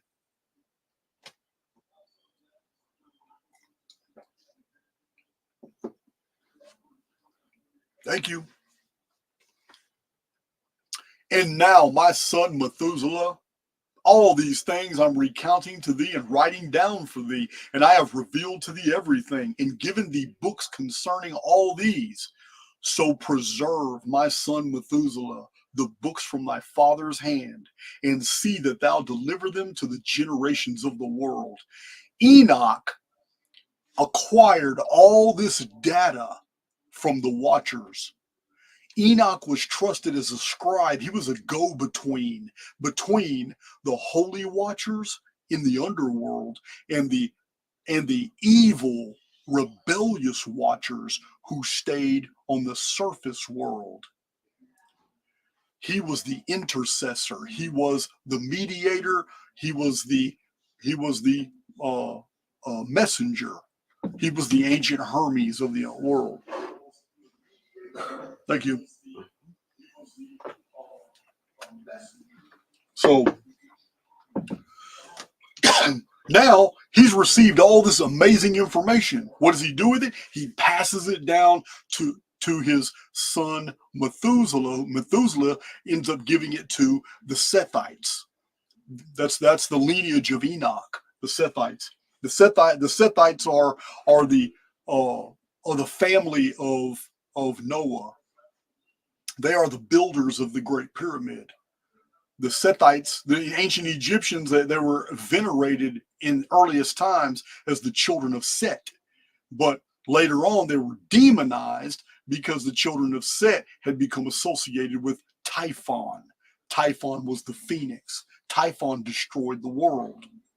So all this history happens in pre-flood Egypt.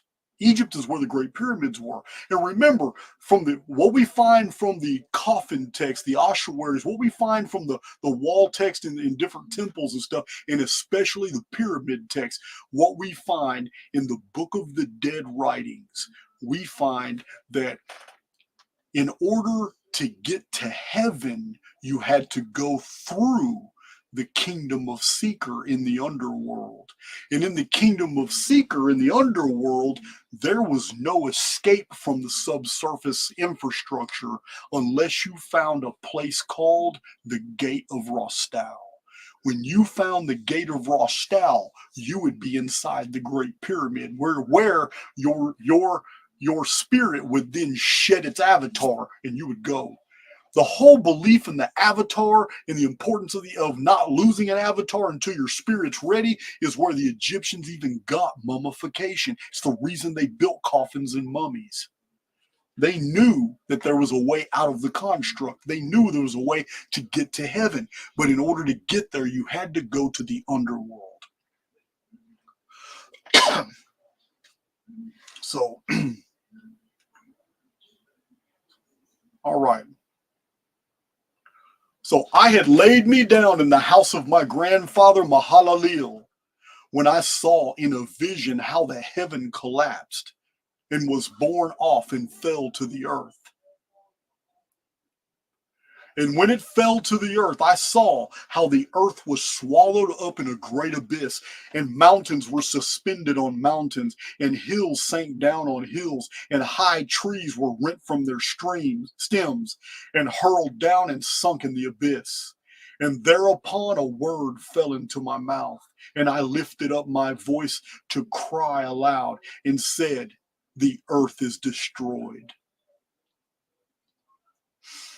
He's describing, this is a prophecy of the great flood. Enoch saw a vision of the future of the world when the world would be destroyed by water. It was a great flood. Enoch was given divine instructions. In those divine instructions, he is to pass the divine instructions. He wasn't allowed to act on them. He was given divine instructions and told to pass them to someone, and he did. To the Sethites. They followed the divine instructions and built 2 pillars in the land of Syriad. Where's the land of Syriad? According to the book of Josephus, it is the land of the Sirius worshippers. Sirius, the star Sirius, the dog star. It is Egypt where the 2 pyramids were built in the desert of sand.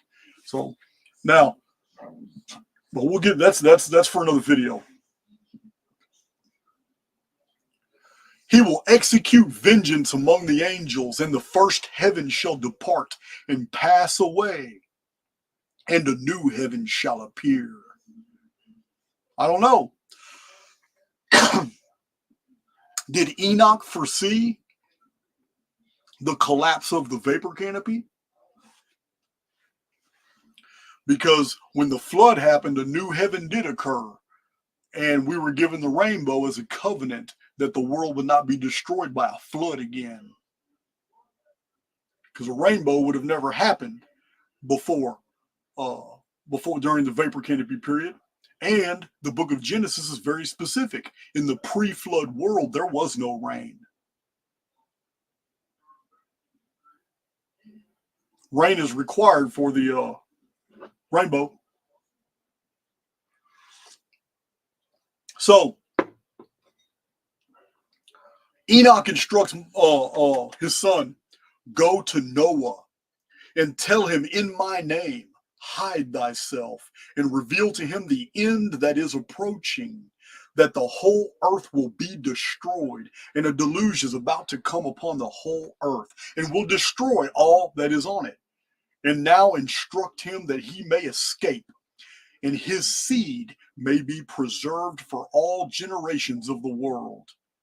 And again the Lord said to Raphael, bind Azazel hand and foot, and cast him into the darkness, and make an opening in the desert, which is Dudael, and cast him therein.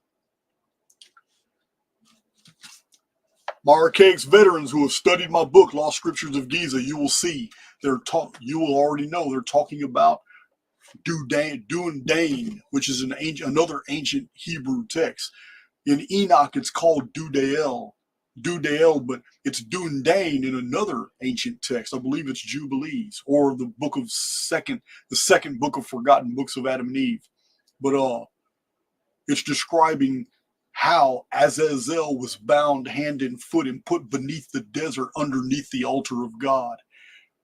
It's not the subject matter of this video, but I've shown in many presentations that the Great Pyramid of Egypt was once known as the Altar of Agony, which is preserved in the Vedic texts. And to Gabriel said the Lord, proceed against the bastards and the reprobates, and against the children of fornication, and destroy the children of fornication and the children of the watchers from amongst men, and cause them to go forth, and send them one against the other, that they may destroy each other in battle. For length of days shall they not have. Okay, guys, what we have here is racial animus. The preservers of the traditions who wrote the Book of Enoch are literally being racist against the offspring of the Watchers and the indigenous culture that the Watchers integrated with. Whether it was the practice of exogamy, whether they took by force the daughters of men, whether there was a trade alliance where the leaders or some of the people of those cultures openly traded for all the things that were listed earlier, all the technologies, dyeing, how to make all kinds of things, how to do agriculture and herbs and medicines and weapons.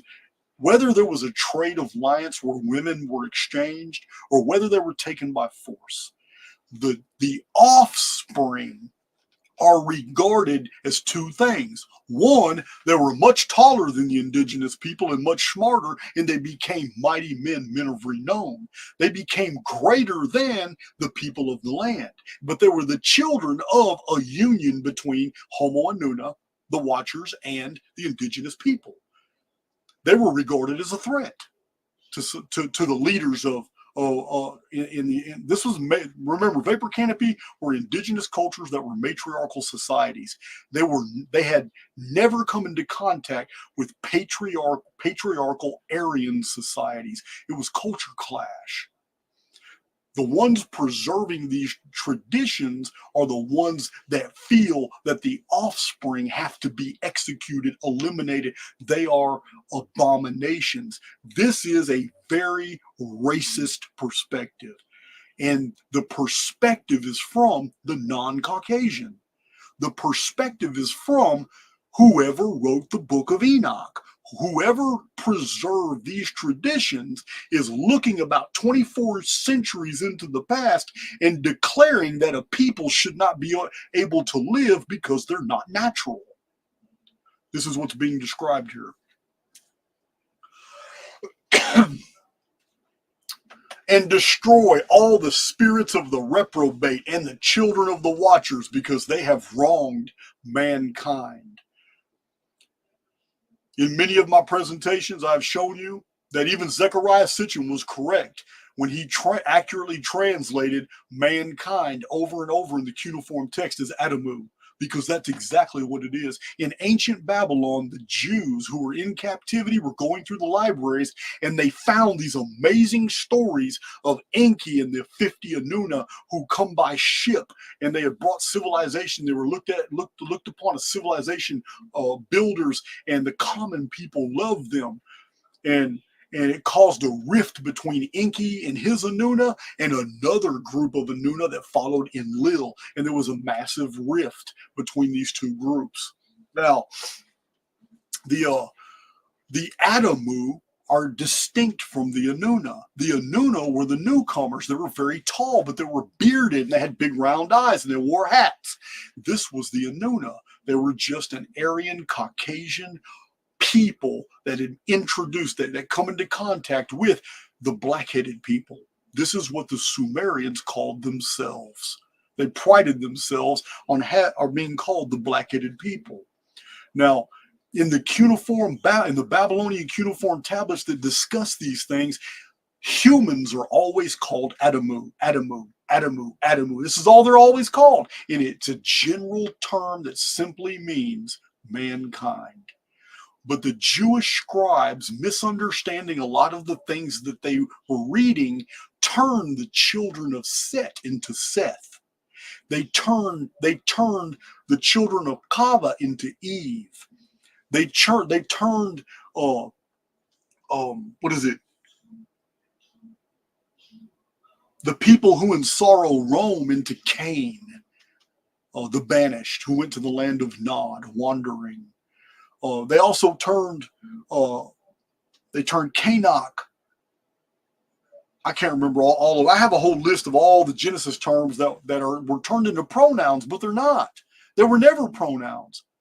They invented Adam, the first man, but that's not what the Babylonian cuneiform says. Zechariah Sitchin is correct. The references to humans in the beginning of Anunnaki history is Adamu. It was the Jews that created Adam and Eve out of that. It's total mistranslation. So, going a little deeper here. Like I said, it's going to be a little longer than 2 hours. This one is. I'm not done. I'm not done.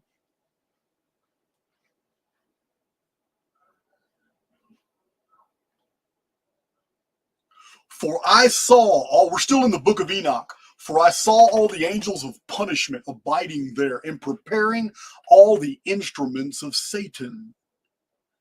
And I asked the angel of peace who went with me, for whom are they preparing these instruments? And he said unto me, they prepare these for the kings and the mighty of this earth, that they may thereby be destroyed. Okay, Enoch, in the Book of Enoch, the narrative is very clear. The authors of the Book of Enoch claim that the Watchers who appeared and rebelled against the Watchers in the underworld, when they came to the surface by virtue of a mountain, these Watchers integrated with the daughters of men. They never once cursed the daughters of men. They cursed the offspring. The narrative of the Book of Enoch literally conveys that the mighty men of renown, the origin of Nephilim, the giants, later, because they were never killed off, they were never exterminated, completely because they appeared after the flood as well. This is what Genesis chapter 6 verse 4 literally says. After it says before and after the flood.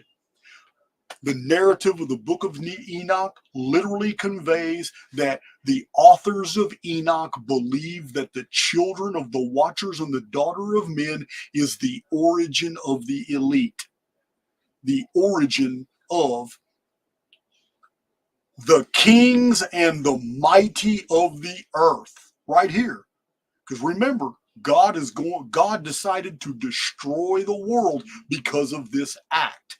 I'm not saying these things are true. I'm saying from the perspective of the writers of the Book of Enoch, to them it was true that the rulers and kings of our world today have their parentage with this incident of two different races coming together. In those days shall the mighty and the kings who possess the earth implore him to grant them a little respite from his angels of punishment to whom they were delivered, that they might fall down and worship before the Lord of spirits and confess their sins before him. Again, here is a separate passage in the book of Enoch that's referring to the elite, the people who rule the world, the kings of the earth and the mighty, and they're begging. He's seeing a vision of the future when they're begging the angels, hey man, let us have access to God so we can worship him too. This punishment is too great. Here's a third passage. Thus spake the Lord of spirits. This is the ordinance and judgment with respect to the mighty and the kings and the exalted and those who possess the earth before the Lord of spirits. The judgments that are pronounced by the head of days that Enoch listens to are not against humanity. They are not against the surface dwellers. They're not against those ordinary people, the Adamu of the earth. The judgments are specifically against the children of the watchers, who are the parents of the elite, according to, the authors of this text. Let me see here. All right. Here's a fourth passage. In those same waters, he's seeing a vision of the future. And those same waters will undergo a change in those days. For when those angels are punished in these water springs shall change their temperature. And when the angels ascend, this water of the springs shall change and become cold. And I heard Michael answering and saying, this judgment wherewith the angels are judged is a testimony for the kings and the mighty who possess the earth. Okay, angels are going to ascend from the underworld. That's what's being said here. When the angels ascend, the elite and kings of the earth are going to see a miracle, because the angels are going to ascend when the water is in one state. But then as the angels are coming up, whatever the angels are, supernatural beings, immortal avatars, whatever, when they come up, this is in the last days, when these beings or surface come to the surface, the rulers and kings of the earth, elite, are specifically going to behold their fate, because the texture of the water is going to change and it's going to affect these angels. To me, it sounds like they're going to be frozen in stasis, or they're going to be frozen still once they make an appearance, because maybe their new avatars are made of a certain substance. I don't know. But in the book of Revelation, we have the ascendancy of evil angels coming up from the underworld once the angel of the bottomless pit is given a key to open up the portal. Apollyon is released unto the world and is followed by his angels. So we have some crossover here. And remember the 7 kings as well, which it might be referring to the 7 kings, what happens to them. But whatever it is, it's going to be terrible. Because when they're released from the abyss and they come up and everybody's going to be scared, and maybe a period of time is going to be where everybody realizes how powerful these beings are, or whatever. I don't know. But something's going to happen to them, and what happens to them is going to terrify the kings and the mighty who possess the earth. Enoch is describing a future event when the elite are going to shit their pants.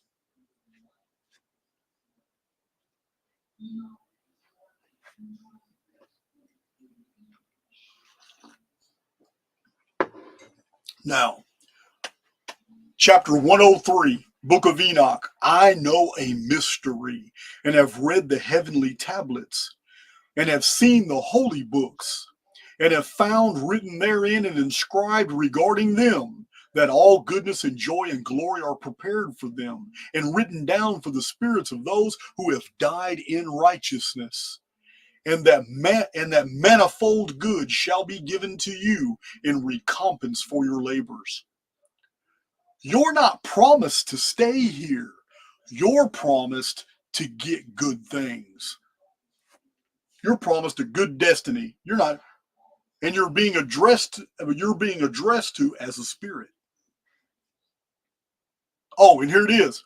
Recompense for your labors, and that your lot is abundantly beyond the lot of the living. Okay, let's break this down. You're being promised something fantastic because you are not the focus of judgment. The focus of judgment is the rulers and the kings of this world. Yeah, everybody who has created all these systems that oppress us. Yeah.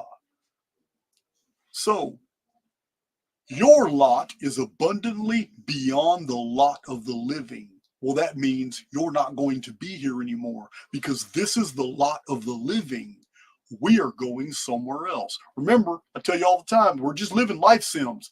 We're in a construct and we're just passing through.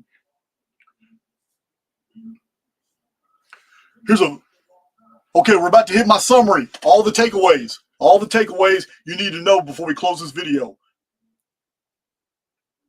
One last passage from the Book of Enoch needs to be said. It's very obscure. It's very interesting.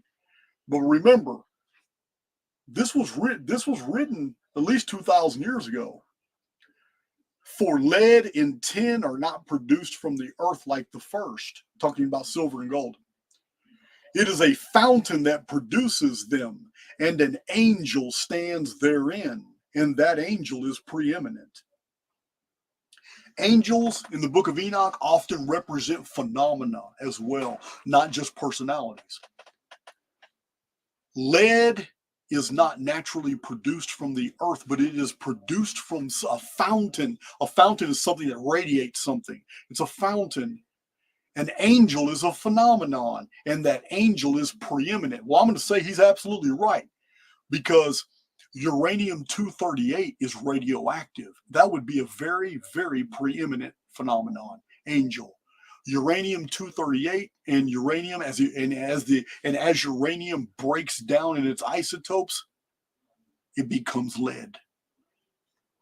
Lead is not naturally produced from this earth. Enoch, the Book of Enoch, is absolutely correct. Lead is dead metal. Lead is a byproduct of radioactive metallic decay.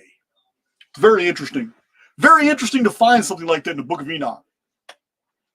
So, here's our takeaways. Remember, we have to strip away all the dross to look at something as logical as possible. And it's going to jump out. It's going to jump out at you how simple this is. The text, the passages that were read to you, that were composed at least 24 centuries after the events they depict. So we can forgive them for the embellishments and their religiosity. But what stands out is this right here.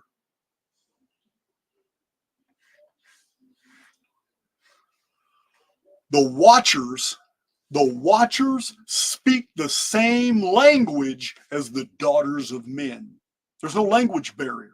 There isn't one described. They speak the same language as Enoch.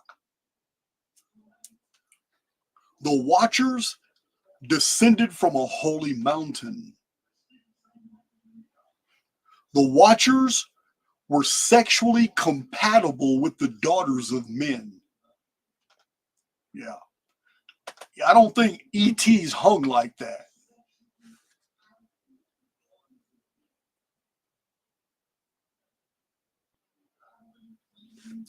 The watchers introduced agriculture, medicines, metallurgy, tool making, weaponry, warfare, science, jewelry, cosmetics, paper production for books, bookkeeping, spermicides, how to make dye and coloring. And they taught these things to the people of the daughters of men. Okay, we have a problem here. The people, probably ruled by shamans in a matriarchal society, thought it was evil to learn all these new things. It was a change of culture. But none of these things are inherently evil in a world where you must protect yourself, in a world that you need to eat and clothe yourself, in a world where women want to beautify themselves. Why would any type of alien species come down here and teach somebody how to make cosmetics, how to make books, how to make paper, metallurgy, how to make tools? Ancient Aliens franchise has completely butchered the Book of Enoch. No aliens came down here and did these things that they claim the Watchers did. No, this was a human, Homo Inuna, were nothing but very tall, bearded, helm or hat wearing humans that had a sophisticated infrastructure, and they came across an indigenous culture that was living a Neolithic lifestyle. And this technologically advanced culture came from a mountain. And we all know, I've shown in Archaix over and over and over, after all the hard resets where the elite bed down in the underworld, by the time they come back up, they're always exiting what? Mountain strongholds. And they come down and they build their walled facilities. In the Sumerian text were Edens. And the Sumerians, who were on the outside looking in, used to go to those Edens. They couldn't go in there because they had a fiery, flaming, turning weapon that would repel them. But they knew that every good food and every good thing was in Eden. It was a garden. It was a paradise. The Edens were heaven. Heaven was on earth. It was on the surface world. The origin of heaven was Olympus Mons. It was the mountain. So these are takeaways, guys. And the Watchers, in a culture that had known only the sexagesimal system, base 6, base 12 mathematics, the Watchers introduced the decimal system. Again, we have a link to Indo-Iranian culture. The story of Enoch is preserved for a last days generation. We are supposed to learn from the Book of Enoch and the person of Enoch. And there's something so important to the story, to a last days generation, that we have to take heed of what's going on. The Watchers highly regard Enoch as an equal. The Watchers that rebelled begged Enoch to go intercede with them. And Enoch went. Where did he go? He went to Uriel. Where does Uriel stay? He stays in Tartaros. So, the underworld. Also, the Watchers appear as men. The Book of Enoch says that. It says they appeared as men. Why? Because they were human. They weren't alien. They weren't extraterrestrial. The 7 kings are judged. So we find reference in the Book of Enoch to the 7 kings, just like we find reference to the Sumerian king list, the 7 kings. We find reference to the 7 kings in the Book of Revelation. 7 kings or 7 mountains. So the Book of Enoch is connected to the Book of Revelation. All right, in the Book of Enoch, the Great Pyramid Complex is described. So, Great Pyramid's description as a dismembered tree, a pillar, the Pillar of Enoch. It is located in the middle of the earth. This is found in the Book of Enoch. Stonehenge is Uriel's machine. You guys need to read that book, Uriel's Machine by Knight and Lomas. Azazel bore the sin of the watchers and was imprisoned. He became the scapegoat. Where was he imprisoned? Where was Azazel taken to live out his punishment? He was taken to the underworld. Azazel was imprisoned underneath a desert of sand. As I've shown in my book right here, Lost Scriptures of Giza, a rebellious god or spiritual being was imprisoned underneath the Great Pyramid. The focus of God's judgment, all throughout the Book of Enoch, the focus of God's judgment is not on humanity. It is on the elite. The watchers that rebelled, not the ones that stayed in the subsurface world in the underworld, but a specific group of watchers that went to the surface world and integrated with the daughters of men in indigenous Neolithic culture are the parents, are the origin, the ancestors of the elite. This is the takeaway from the Book of Enoch.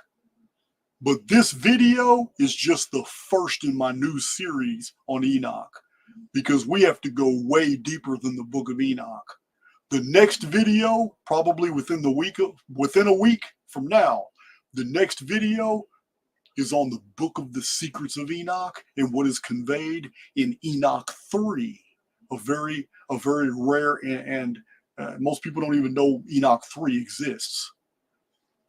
But we have to go deeper before we start going into Enoch and the Great Pyramid and the connections that I've shown you right here in the Book of Enoch. Because when we analyze the secrets of Enoch, Enoch 3, the Book of Jubilees, the Book of Jasher, the Wisdom of Sirach, the Apocrypha, the other pseudepigraphical books, and things I'm going to show you in the books of Adam and in the lost books of Adam and Eve 1 and Adam and Eve 2, and the ancient Coptic text coupled with some writings from Josephus, you're going to be able to put the whole picture together, and you're going to see why the Book of Enoch was written for a future generation. Because the Book of Enoch literally is a part of a vast cipher that goes through every one of these texts. And when we put it all together, we learn about what the Great Pyramid is, why it was built, and what its future function is. This is where we're going with this. I hope you guys enjoyed this presentation. It's been I tried to keep it under 2.5 hours, but for those of you who want more information on like Lamech having a child that looked all white and all that, there are other texts as well. The Book of Enoch is by far not the only one that tells that story. Yeah, there's I don't know. I can give you some examples. What is that? The Lamech scroll in the Dead Sea Scrolls, the birth of Noah. He accuses his wife Batanash of having sex with one of the sons of God. That's in that one. Also, the Genesis Apocryphon of the Dead Sea Scrolls. The birth of Noah was such a controversy. It caused such a controversy because he was a completely different race than his mom and dad. That's in 1 QAP Genesis Apocryphon 2, 1 through 7. Yeah, the story's told in there too. Yeah, Noah was the beginning of Shemsu-Hor, the shining ones. They were called the shining ones.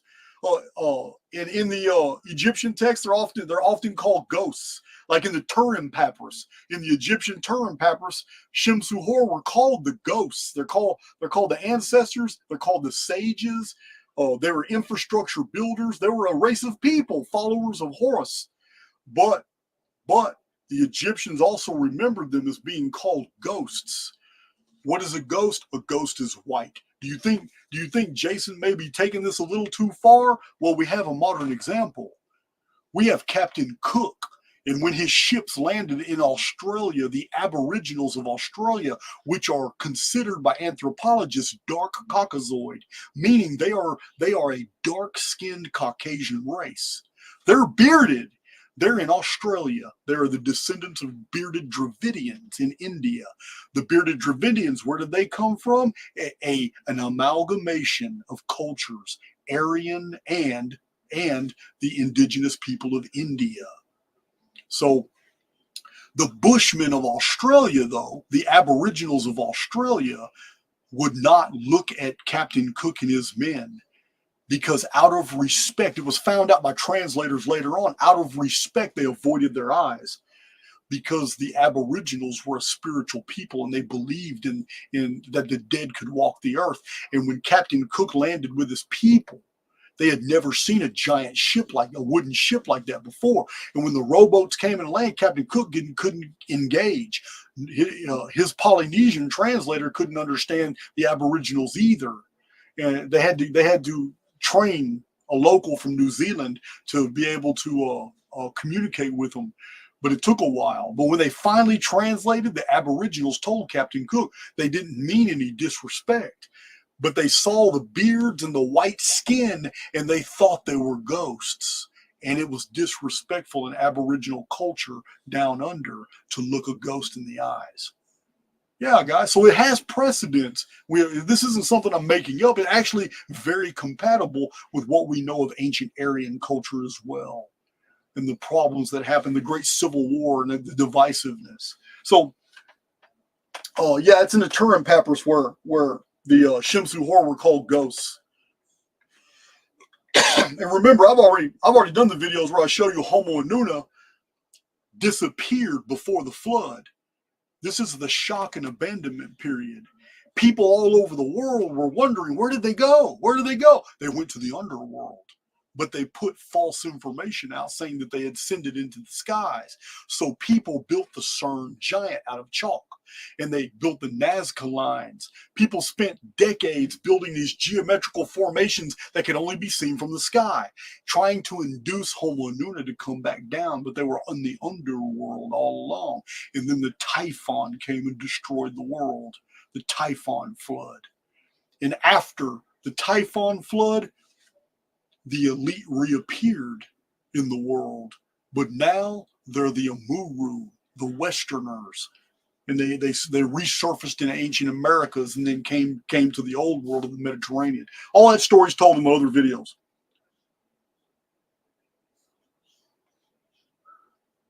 So let's see if I missed anything in my notes. Oh, okay. I will. Here's an interesting side note. A really interesting side note is this. Enki is Sumerian, but in Babylon, the exact same story is told.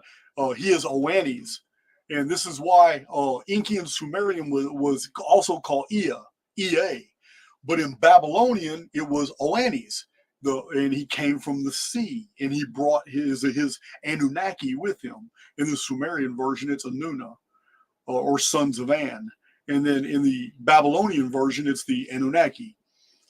So Oannes, when Oannes arrived, he was deemed part ocean god and part lord of the land. And this was Enki's role as well. He was a mariner. He came by sea, by ship, but he was lord of the earth. So this Ignatius Donnelly in the 1800s in his book Atlantis, the Antediluvian World. I have that on my shelf. I showed that to you a few times. By Ignatius Donnelly, 1880 something, 1870s or something. In his book, he wrote, I quote him right here. He said, the appearance of Oannes in Babylon. This is clearly the tradition preserved by a barbarous people of the great ships of a civilized nation who colonized their coast and introduced the arts and sciences among them. So again, guys, we have some precedents. This isn't me making up wild stories and all. There's a lot of researchers in the 1860s, 70s, 80s, and 90s who were putting all these things together way before me, like Professor Waddell that I like, and Thor Heyerdahl, who's written a lot about this material, especially the Sumerian text, and the travels of all these river valley indigenous peoples. Thor Heyerdahl proved that they could go from ocean to ocean. He proved it. He built the same reed ships they used out of the same reeds. So there's a lot of precedence for this, but this racial problem in the Book of Enoch, it's racism, but it's in the Book of Enoch, but it's racism aimed basically at Caucasians. It's racism against white people and their offspring through indigenous cultures. So we find this in the book of Genesis, this fixation on races in the book of Genesis, because we find this term in Hebrew all over and over and over. We find these be the generations of, which is Toledah. These be the generations of. Generations concerns ethnic purity. This is what we find. These be the generations of Adam. These be the generations of Seth. These be the generations of Cain. These be the generations of Enoch. These be the generations of Lamech. These be the generations of Noah. And then after Noah, it's these be the generations of Shem. Yeah, this is what we find over and over. There was this obsession with ethnic purity. It's in there. Again, the Enoch was the seventh from Adam. This is what we find in Genesis. Enoch, I mean, it says it clear as day. Enoch was the seventh from Adam.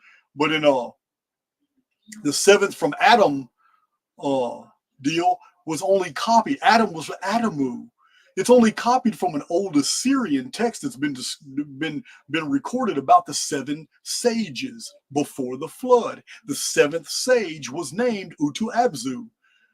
Who was the seventh? Utu-Abzu, brother of the deep. And yet in the text it says, he who ascended to heaven. Heaven was the mountain, Olympus Mons. Brother of the deep. The Watchers regarded Enoch as their equal. He's the brother. The deep is the underworld, the Abzu. So in an Assyrian text concerning the seven sages, we find Utu-Abzu, brother of the deep, is the seventh.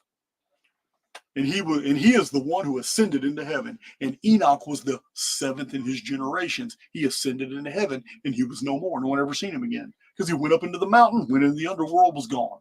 Now, in the Sumerian list in the Sumerian king list, we find the seventh was named Enmi-Daranki.